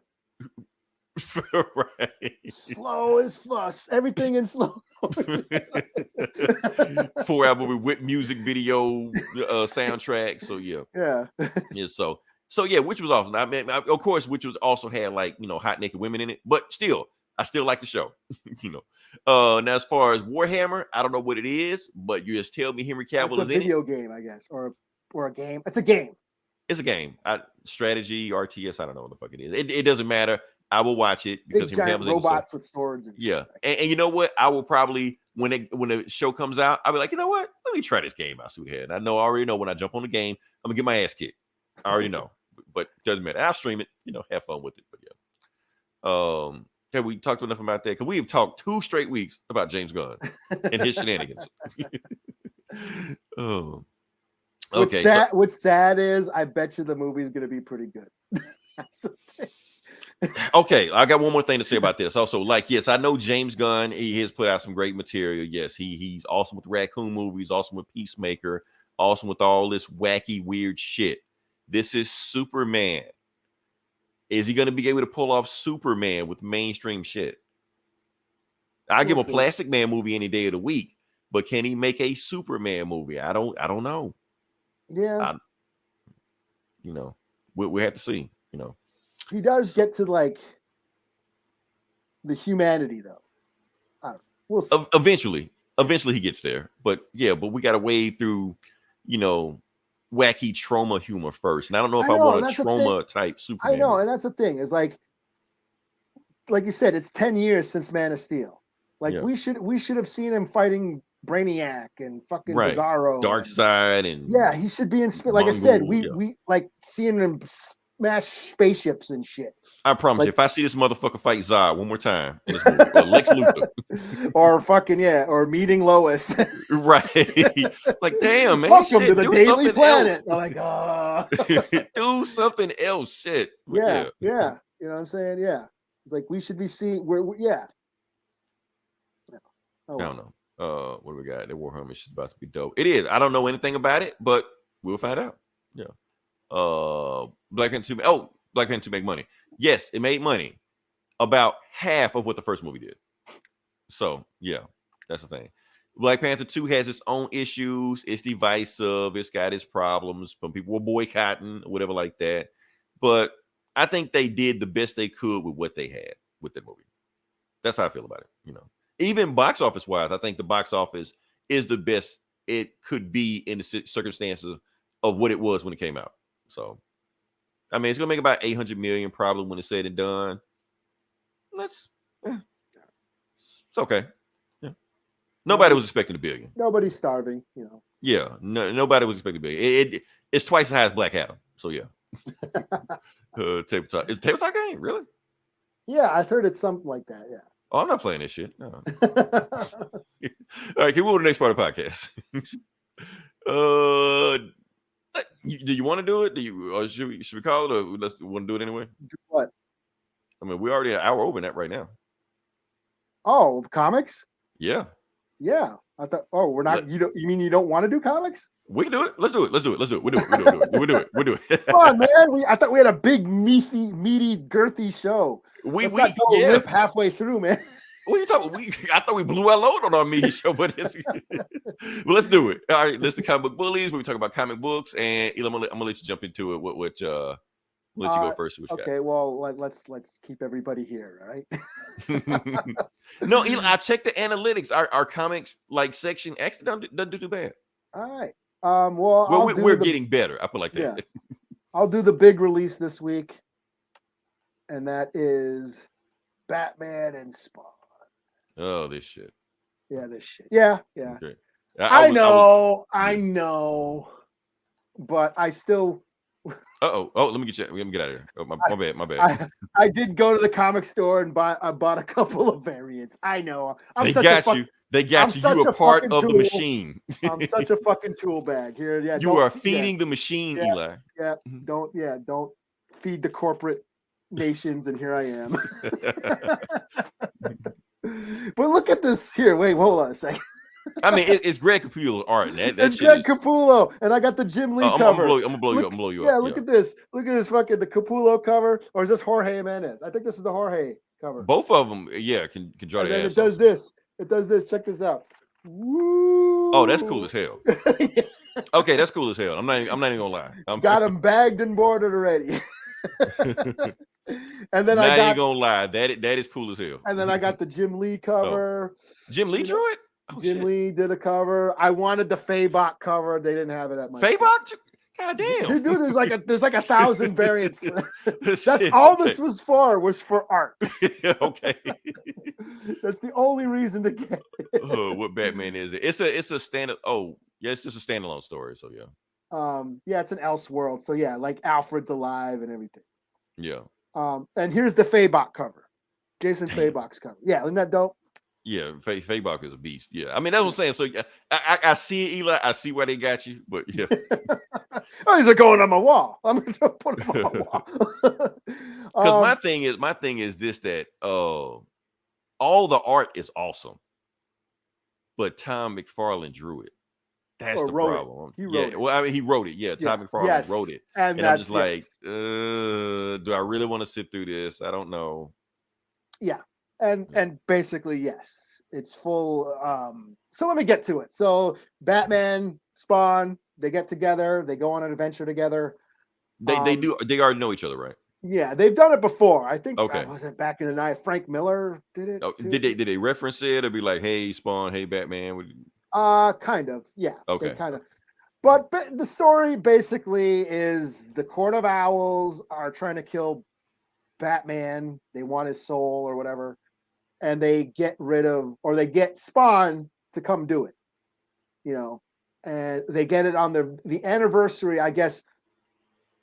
Batman's parents and Wanda, Spawn, Al Simmons' wife, died on the same day. Wait, whoa. When did Wanda die? I don't know. Okay. Maybe we should start reading Spawn. Dude, Spawn's over 300 issues now. Man. Okay. Yeah, for those who don't know, Spawn is Spawn beat Satan. Yeah. He became God. He was an like, dude, this has done all kinds of shit. I'm sure. Yeah. For those who don't know, Spawn is the longest running indie comic of all time. I don't know. Yeah. I'm not sure. I'm not current on Spawn, so I'm not sure. Because Wanda was very, very much alive when I read it in the 90s, you know. Yeah. And when she first came, Yeah. But yeah, so they basically, Spawn tries to kill Batman, but they fight and say, no, that's the Court of Owls. So they end up going after the Court of Owls, and they fight a Talon and shit. And at the end, Spawn can turn, you know, because he can turn into different people and shit. He ends up turning into Batman, and then ends up killing. What about his power or not? That's not a thing anymore? Yeah, he's got power, the necroplasm. But I guess in this story, there's like certain pockets of Gotham that are dead zones where his necroplasm won't work. So that's the thing. So that's what happens. There's a dead zone, and that's how Batman beats the shit out of him, because he doesn't have his. Did Batman know about the dead zone? I guess, yeah. Oh shit! At first, Al just beats the shit out of Batman, and then loses his powers, and Batman, you know, takes it to him. But the story is pretty basic. You know, two superheroes come, they fight, misunderstanding, let's go whoop the bad guy's ass. And you get to see Greg Capullo drawing this. Joker shows up without his face on, so that was pretty cool. It was just cool. The art is awesome. Every panel is dope. The splash pages are dope. It's just all art. Art looks great. But yes, Todd McFarlane, his over-dramatic, pulpy writing, which can be fun in small doses, but it's not small doses. Because like bubble. It's like he just a wall of text. Of his, very pulpy, over-dramatic writing. So story-wise, it's a 2. Art, it's a 5. You know. So yeah, it's just get it for the art. The art is, I mean, yeah. I said I wasn't gonna. I didn't give a shit about this last week. I don't know if it's worth the $6. And what did I do? I bought 2 issues. $7. Oh yeah, $6.99. Yeah, I bought. So I bought 2 of them. That's what I was like. I would have bought a third one if that Fabok book was there. So yeah, in the end, it just looks dope. So yeah. And that's Eli's tool bag of the week. Oh well, okay. So pretty awesome. All right, so I'm going to start with a book. Well, a number one. I got a bunch of number ones we're gonna do. I got 3 number ones we're gonna do. All this shit number 1. So yeah, first we're gonna do Iron Man number 1. They relaunched Iron Man's book. Tony Stark, new writer Jim. How they get you number 1? How they get you the number 1s. Yep.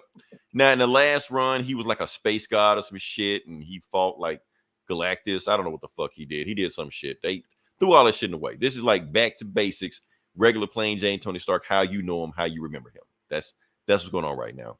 So yeah, so that's the cover. Brand new. You don't have to know anything about Iron Man other than what you already know about Iron Man to jump into this book. Let's get to it.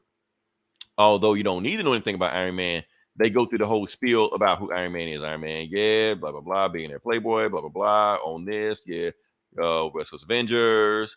Wu-Tang made a bunch of songs about him, yeah, blah blah blah, all stuff like that.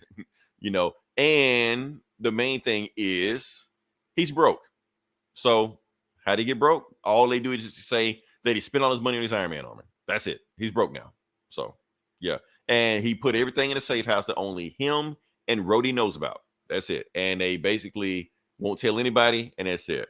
So, and he basically said all this other stuff he was doing. So he owns a brownstone, because that's what billionaires do now. They own brownstones. So yeah, he only has 1 suit of armor. It's the Mark 70. That's it. And another suit that he's hiding, but we don't see it again. I'm pretty sure it'll show up in another issue, but we're not gonna worry about that right now. And then his arc reactor on the wall starts, going crazy shit like that. and he sees it. He like, wait, what? Boom, brownstone blows up. The end. So ambulance comes, all stuff like that. Yeah. That's Tony. Yeah. But he didn't die. He just got fucked up into the hospital. But he overheard it. He sees the body bag. One of his neighbors did die in the explosion. But he doesn't know her name because he didn't know any of his neighbors. But he paid for a funeral anyway, And then while he's in the hospital, you got Riri Williams, Rhodey, and Cap, all that thing. They basically trying to figure out what happened. They were like, how did it? This kind of sounds like the new Batman, where he's broke and owns a brownstone and shit. That's what I'm saying. That's what billionaires do nowadays. That's the thing, Yeah, so he has a brownstone, but his brownstone blown up, so they don't have a brownstone anymore, So they just looking at him, and Rhodey's just like, oh, he's gonna be pissed when he wakes up. And Cap's are like, he's not even asleep. And they're like, Tony, wake your ass up. They just standing over him, stuff like that. And Tony just like, oh, y'all were there. And basically trying to say, like, no, something went wrong with that reactor. I didn't fuck up. Somebody sabotaged and hacked into my reactor. And that's when Rhodey was like, nah, we looked into it, we didn't find anything. And Ree was like, I looked into it and didn't find anything. And she was like, well, either I fucked up or somebody out there smarter than both of us. And it's like, well, Tony, his thing, even if somebody is smarter than both of us, the problem is you shouldn't have had a fucking nuclear weapon in a brownstone to begin with. You're like, well, yeah, you got a point, So he pays for the neighbor's funeral. Her name was Marcel, but whatever, doesn't matter what her name is. She's dead. So he goes. I should have said it like that, but yeah. And he's just like, okay, I'm gonna find out who did it. So he talks to his lawyer, She-Hulk, Jennifer Walter. We also know who she is now.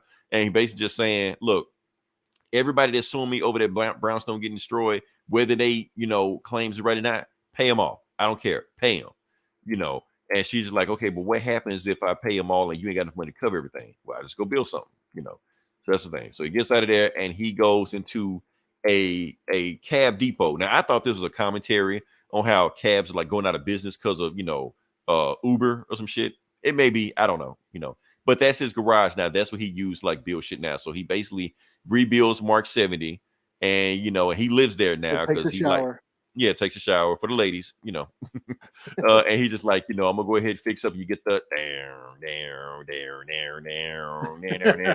that scene. And he's just like, okay, I gotta do a test flight. I'm gonna just run out of here. So he goes fly just to work out the kinks in his suit. I do like that the suit still messed up because it was in explosion in brownstone, So he's just doing a test run to make sure the suit works. That's when he gets a bogey in his tail. He's like, oh, somebody's coming at me. And he turns around and boom, he gets smacked in the face by a dude in a robot suit because it's Tuesday in the Iron Man books. What you expect? He gets smashed into a office building. You're like, well, it look like you guys can be working from home next week.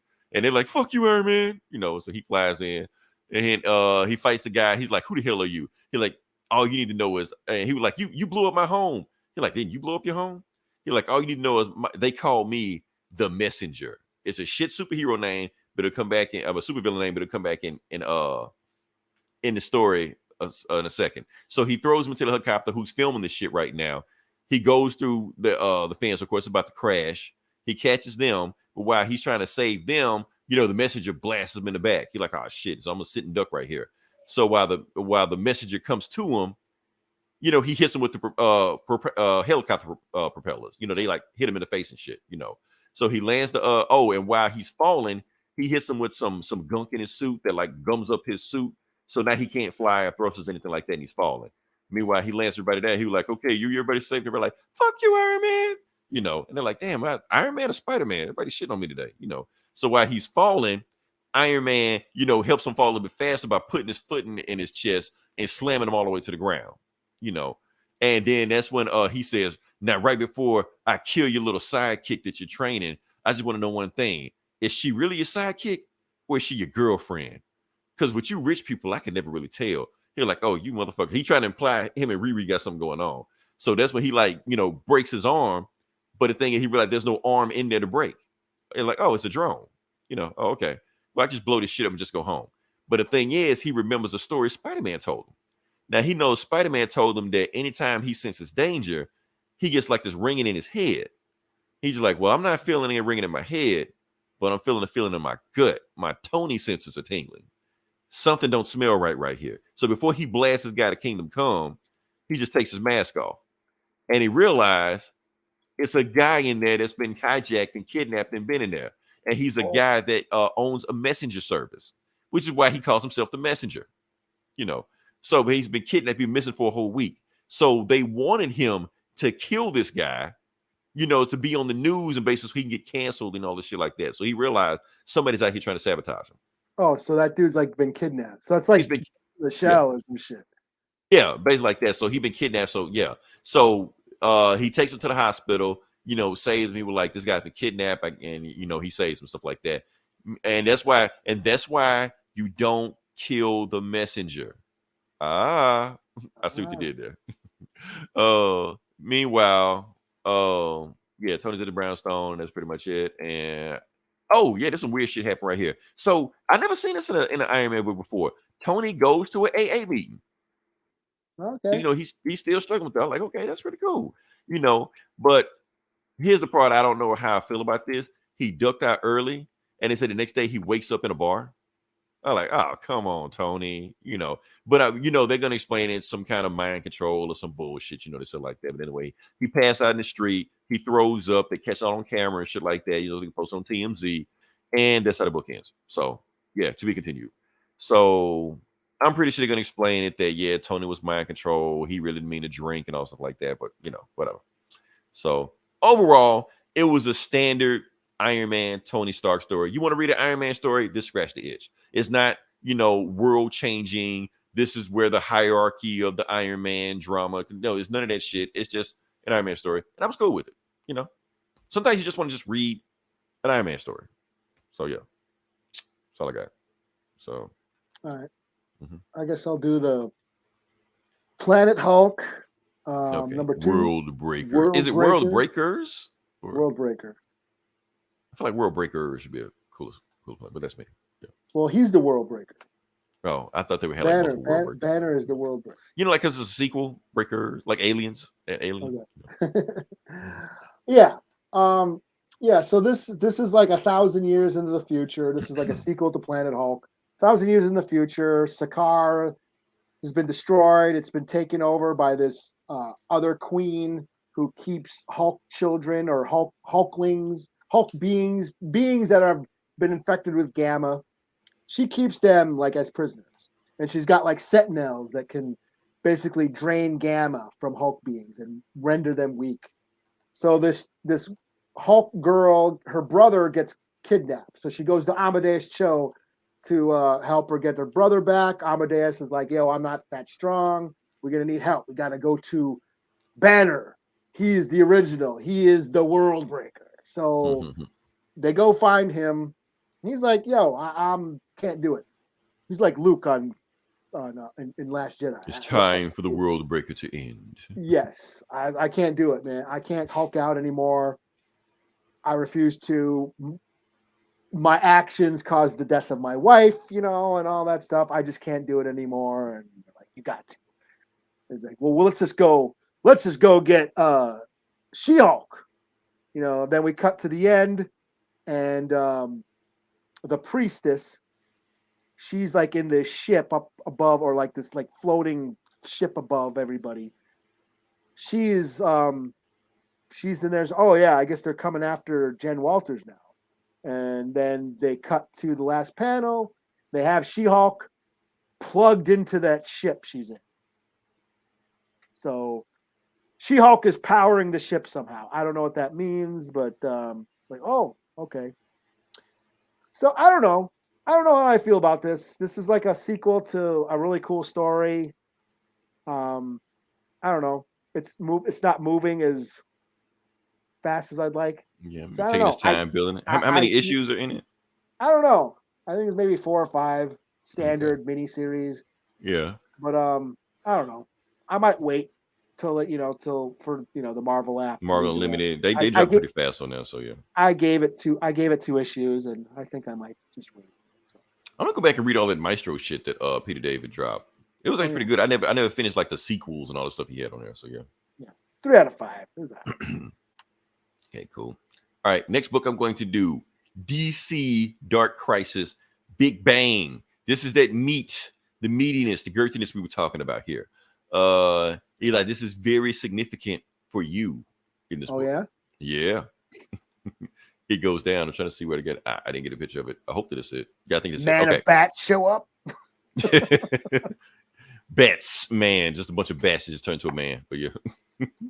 Yeah, so DC Dark Crisis. I think I screwed that up, but that's okay. Yeah, DC Dark Crisis. #1, Big Bang. What is the story about? This is the relaunch of the DC universe, the relaunch of the Infinite Universes. No more 52s. Oh, damn. Yeah, 52 Again. million. Yeah. Okay. Rebirth Part 2. Yeah, until we undo it. Yeah, until we undo it again. So yeah. So even though it's still going on. So anyway, we go there and we see Flash, and it's Barry Allen. I want to be clear which Flash it is. And he said, I'm looking for the man who murdered me. So people don't know the Flash lore. He was murdered by the Anti-Monitor back in Crisis. And he was gone for like 20 years or some shit. And now we have Wallace West. Not Wally West, because the fans hated him. They had to change him because he was a black Wally West beginning of New 52. Fans hated so much they brought back white Wally West and tried to say, no, that's my cousin Wallace West, to make everybody happy. Did it make everybody happy? I don't know. Maybe. I don't know. Anyway, he's like, look, if the Infinite Universes are back, then it must mean the Anti-Monitor is back. He's out there somewhere. We got to find him. So I want you, Kid Flash, to follow me, follow my vibrations through the multiverse to catch it with me. And we're not going to fight this guy because this guy is like a god. We can't fight him one-on-one. So all we're going to do, if we see him, we're going to run back, go get back up, and then find a plan to go fight him. But do not fight this guy one-on-one. So they go hopping through the other multiverse. So here's the thing. So the 52 universes that we've already knew about in New 52, they're still intact. Earth 23, still everybody's black. Earth 18, that's the Dark Knights of Steel shit, that new shit. Kingdom Come, still the same. And check it out, Eli. I asked you this question about a couple months ago. Okay. Oh, yeah. So now they gave an actual multiverse designation to the Justice League. So it's canon. You got to know it. You don't know Dinosaur Justice League? You are not a real DC the fan. Jurassic League. What did I say? DC? Oh, Dinosaur Justice League? Oh, yeah. That's it. I'm a filthy casual. Thank you, Eli. Okay. More Earths. Anyway, yeah. You get the point. There's the vampires. The vampires, yeah. Earth 23, yeah. So they're going through all the multiverses you know about, and they find them on Earth 28. Which one is Earth 28? I forgot. I do not have the Earths memorized. I'm sorry, But anyway, they find an Anti-Monitor, and he's just like, oh shit. And he sees Kid Flash. Kid Flash has already been picked by Anti-Monitor before he can even run out. So he's like, don't worry, I'm gonna get it. So Flash runs away, but he doesn't run away. He runs around the world like multiple times. Why is he doing that? Because he's building up his infinite mass punch. That is a punch that he swore he would never do again, because his punch is so strong. Not only would it kill Superman on impact, it would actually like tear a hole in reality with it. So he decides to isn't that how he resets universes or some shit? Yeah, some shit. It's like stupid as fuck. So he hits him so hard, he knocks him into another multiverse. All through the other multiverse that we've seen before. Nazi Earth and Milestone. I don't know, you can't see it. Okay. Milestone is Earth 93 now. So it's in the multiverse now. Yeah. He knocks him there. That's deceased. That wasn't in the multiverse at first, so now it is now. And he keeps doing it over and over and over again, keep knocking him in different Earth. Earth 66. Earth 89. 789. There you go. Yeah. So that book that we read, Batman 89, so that's got us on Earth. So yeah. Anyway, so Anti-Monitor stands up. He's like, really? Flash, you thought you were gonna kill me? I am a god. So he just starts beating the shit out of Flash, blasting and shit like that. Knocking him through multiverses and shit, And Flash is like, I can't let this guy kill me. I can't let him kill me again. I gotta hold up to him. So, and that's when he get blasted by Kid Flash, who went and brought reinforcements. All the other people, OMAC, that is not Justice Lord Superman, that is Batman Beyond Superman in the back, right there. Now, I know you see a black Superman right there on the left. That is Sunshine Superman. I don't know if I should be offended about that or not, but that's the first black Superman back in the 70s and shit, They going deep. They going deep with this shit, yeah. Asian Superman on the left, Superman, whatever. So they beat him. They try to fight him, but they can't fight Anti-Monitor either. He's too strong for even all of them. So Flash has a plan how to beat this guy. He's like, look, this is what we need to do. We need to send him back to the antimatter universe. If we get there, we may can trap him. So what we need to do. Is that Etrigan back there? That is Super Demon. Oh. He is on, off the top of my head, I want to say Earth 8. On Earth 8, it's like Magic DC. So he's the Superman of that Magic universe. So he's Super Demon. Yeah. But it is Etrigan of that universe. I know too much DC shit. I know. Yeah. But anyway, so they tear a hole in their universe of Earth 28 and have a universe of the antimatter. And the thing is, Flash knows that if you punch him, and they're both going to go flying to the antimatter universe, they're going to be trapped. So he says, Iris, I love you. I wish I could have seen you. Wally, hold up for me. So he punches the shit out of Anti-Monitor. They both go flying into the antimatter universe, and Flash thinks it's it for him. But right, he goes. Green Lantern Batman grabs him.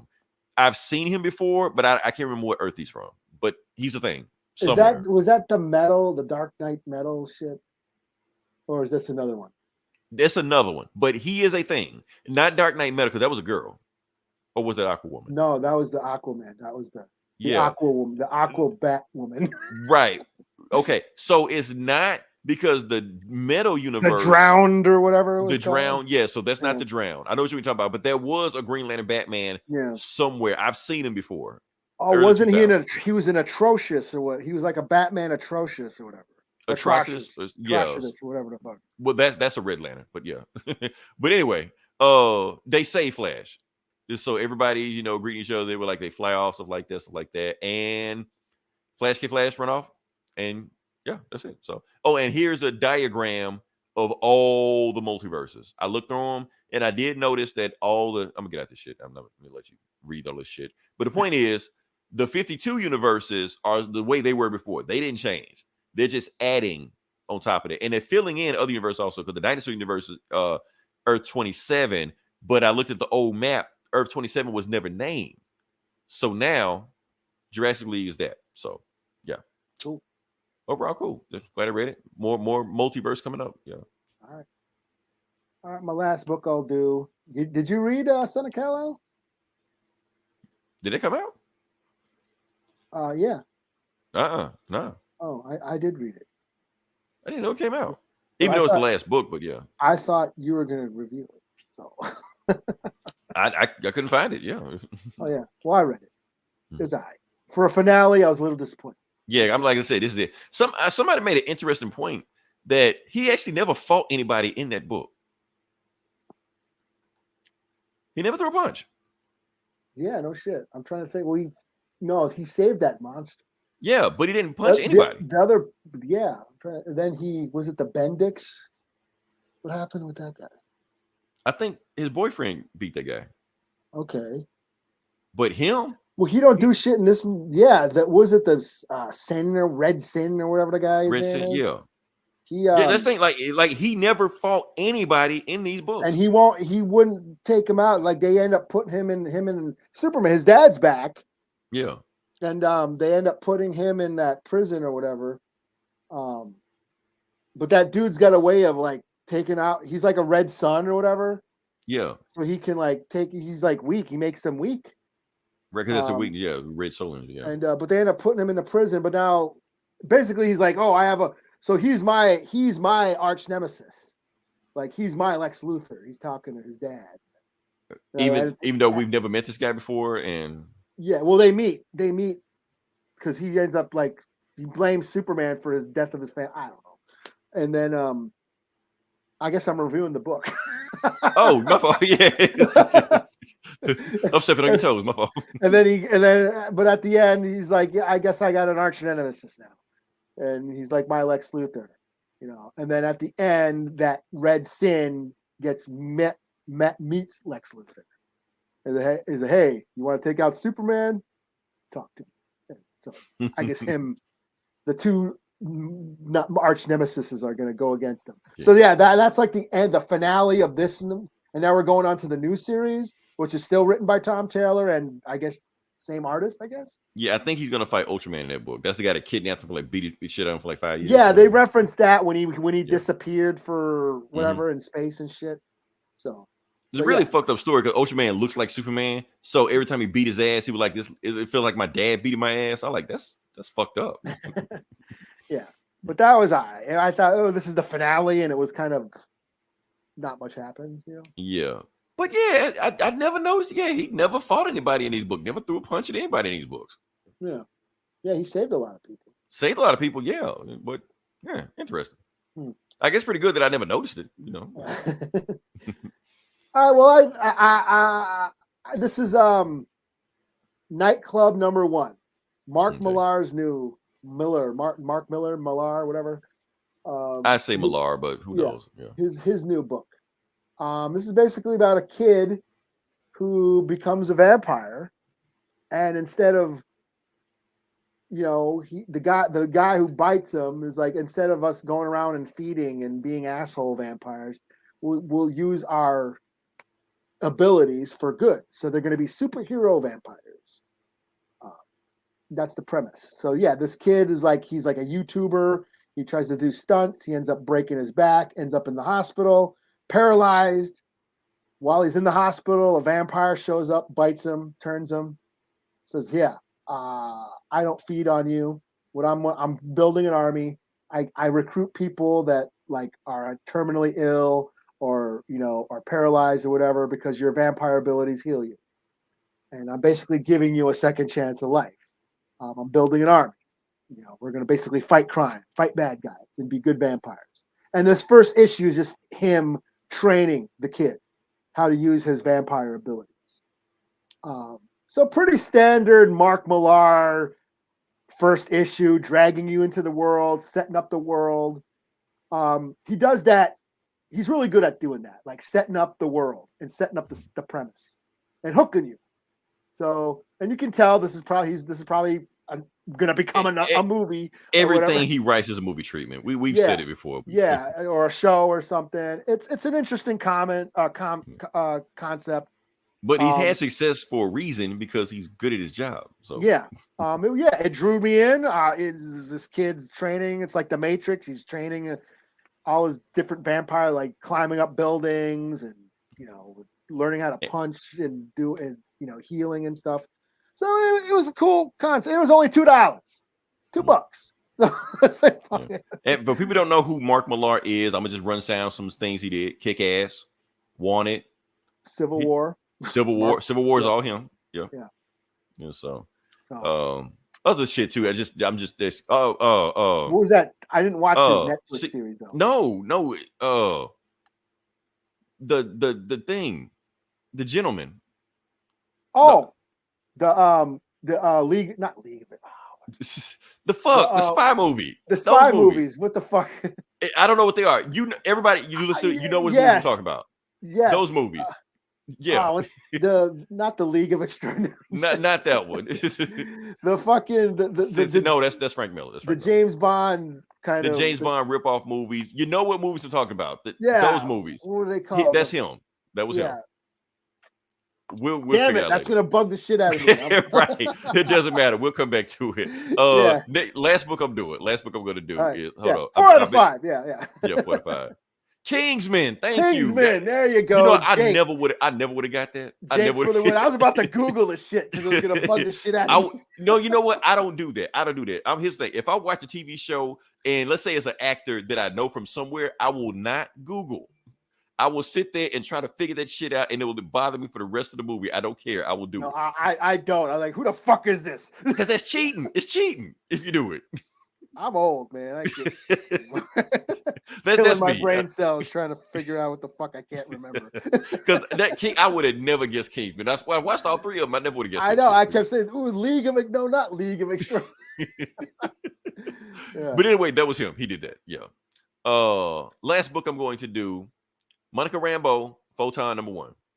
You know the rule, Eli. You know the rule. Oh.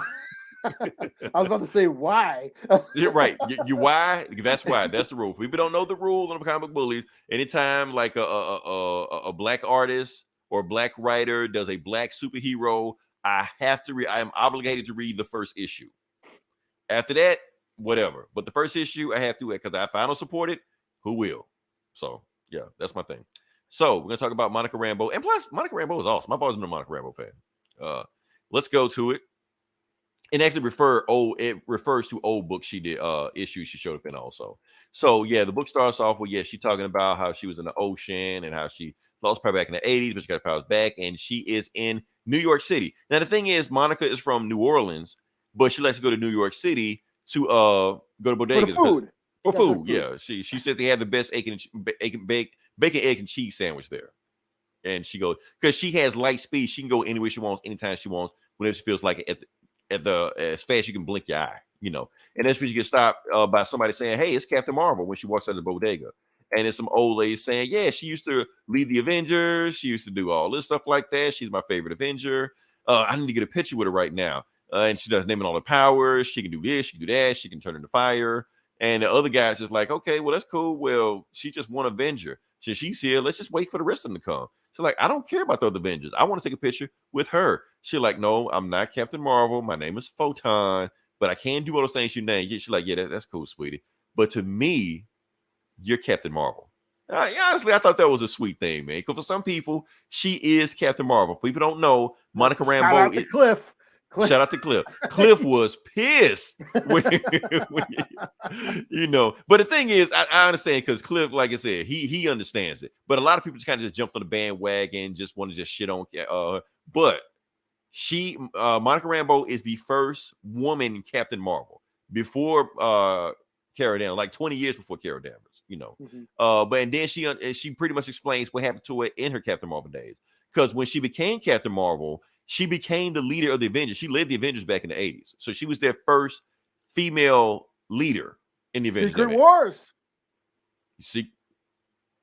She was in Secret Wars. Yes, she was in that. Yeah, so you go back and read Secret Wars. She was in that. Yeah. Yeah, the old school Secret Wars, not the old school Secret Wars, not the new one. Yeah. So basically what happened to her in her Avenger days, okay, this big monster she's fighting right now, that's Namor's wife. Long story. All you need to know.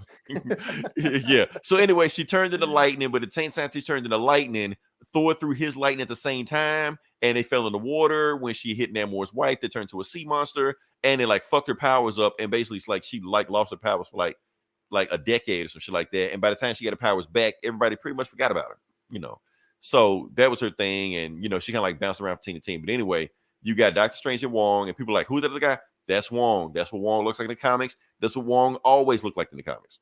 Moving on. Monica Rambeau was there. She did some other weird adventure in an Iron Fist comic. I don't know. She's there to just drop off something for them. Cool. And while they're there,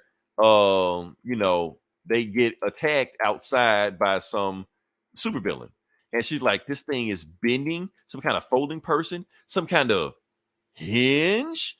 You're just coining a new supervillain. Hinge. That's what it is. So she got some weird powers and shit like that. And Monica Rambeau is about to fight him, but Hinge can dodge before she gets there. Hinge is just that fast. And while she's doing that, Spider-Man shows up. Why is Spider-Man here? Because Spider-Man.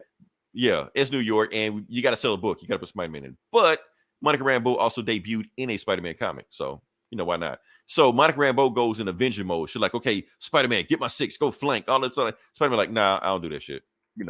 And then he just tries to attack her just for the beginning. So he attacks her, but Hinge dodges right at the last minute. She's like, "Okay." And Monica Rambeau's like, "Why didn't you obey my orders? So before y'all call Spider-Man sexist and want to cancel and shit like that, remember, Spider-Man didn't take orders from anybody. Captain America fired him from the Avengers because he don't follow orders. So before you why he wouldn't follow orders, he don't give a fuck. He just don't do shit, So they go, and so Monica's like, "Okay, fine." So she just takes out Hinge by herself. And Spider's like, "Well, why didn't you just do that to begin with? Why you calling out orders like a quarterback and shit?"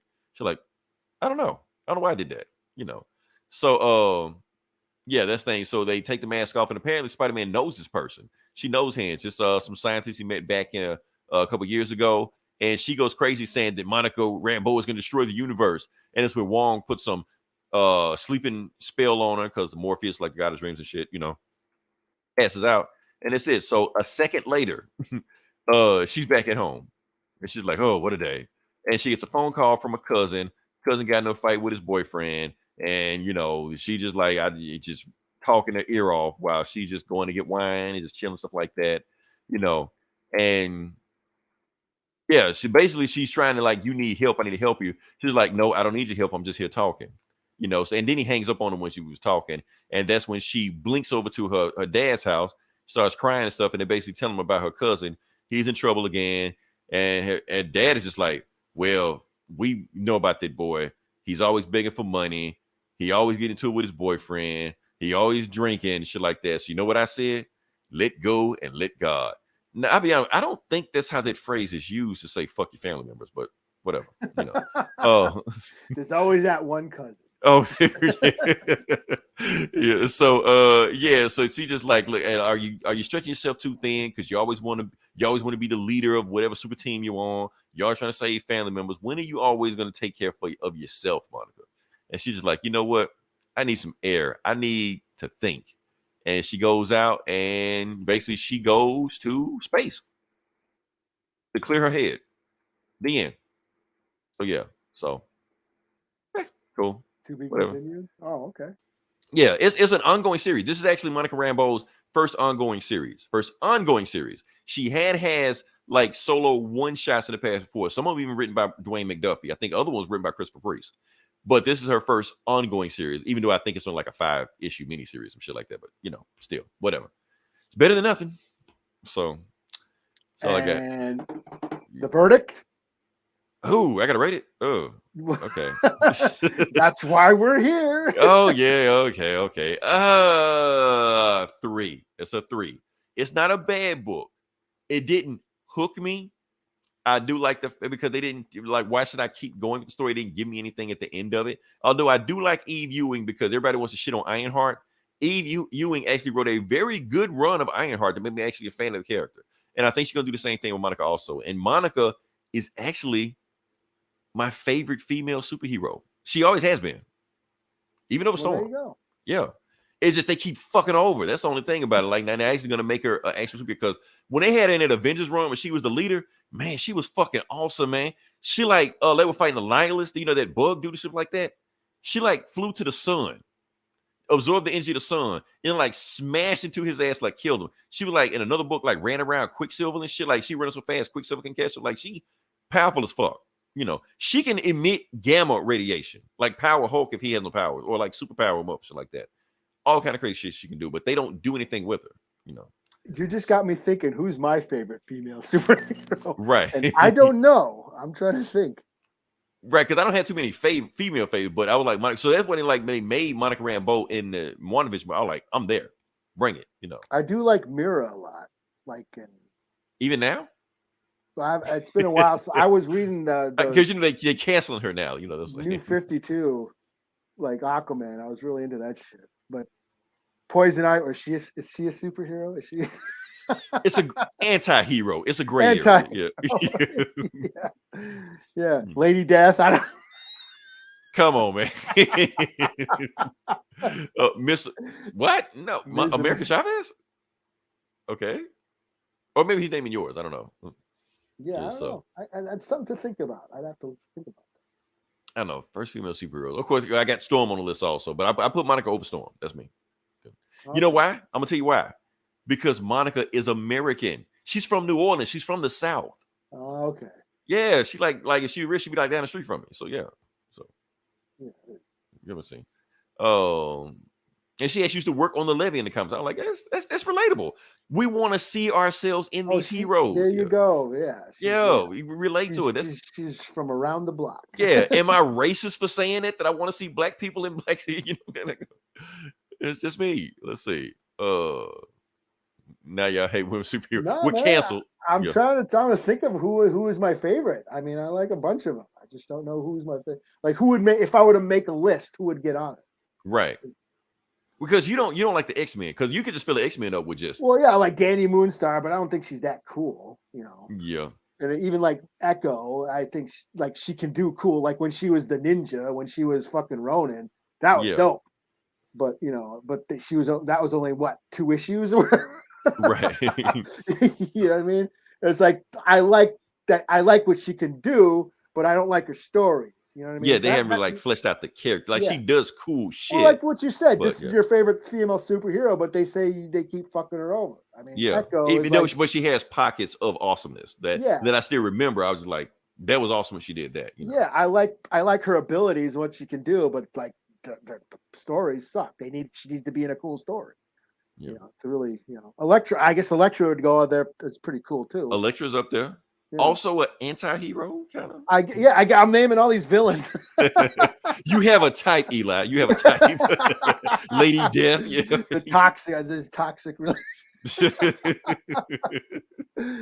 but Mira, Mira is so down with Arthur. Like she's just ride or die. That's what I love about Mira. And plus, for now, I'm gonna say Mira. I mean, no, even though like we talking about comic Mira. Yeah, comic mirror. Yeah. I was really, even though I think what's her face is hot as fuck. Yeah. And I don't feel bad at all about Johnny Depp. I just don't give a fuck. That's so now you really canceled. Yeah, I don't give a shit. That's what he gets. All the fucked up shit we said on this show. Now give a shit about Johnny Depp. That draws the line. Best of 2022. That's what he gets for wifing her up, man. He should have known she was crazy. She's hot. Of course she's crazy. Shit. But yeah, I mean, I dig. Yeah, Mira's been, and she's super powerful. Caitlin Fairchild. That's Gen 13. That Gen 13. Oh, is that who that fuck that is? Oh, is that? You know what? That's on my list. Fat T, thank you. I'm putting it on my list. I gotta read Gen 13. It hit DC Universe. Oh, if you like, see, there you go. Ever heard how to? But like I said, it's that. What do they say on How I Met Your Mother? It's that hot to crazy ratio. The hotter they are, crazier they are. You got to know that it comes with it. Yeah, man. So, I mean, he should have known. He's like what, 80? Right. trying to wife up a chick in her 20s. Like, you knew that. Yeah, like, whatever. I don't give a fuck. But we're supposed to feel bad for him. But whatever. You buy another one, you rich motherfucker. Excellent quote for New Jack City, but yeah.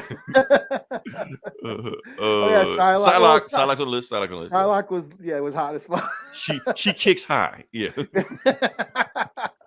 He's like, I'm not quite. I'm 78. Yeah, I'm not quite there yet. Oh man. So all right. So we got it. We got enough. Yeah, I think I'm booked out. Yeah. Okay, I'm booked out also. This might be our longest show ever if I don't cut this off in the next few seconds.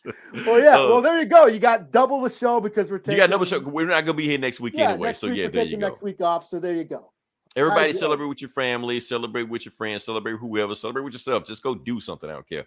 For Christmas, we'll be back the week after, and we will do something. I don't know, but I guess we'll have 2 weeks worth of stuff to talk about by then. So yeah. So until then, this is Leroy. This is Eli. We'll talk to you guys next week. Same bullet time, same bullet channel.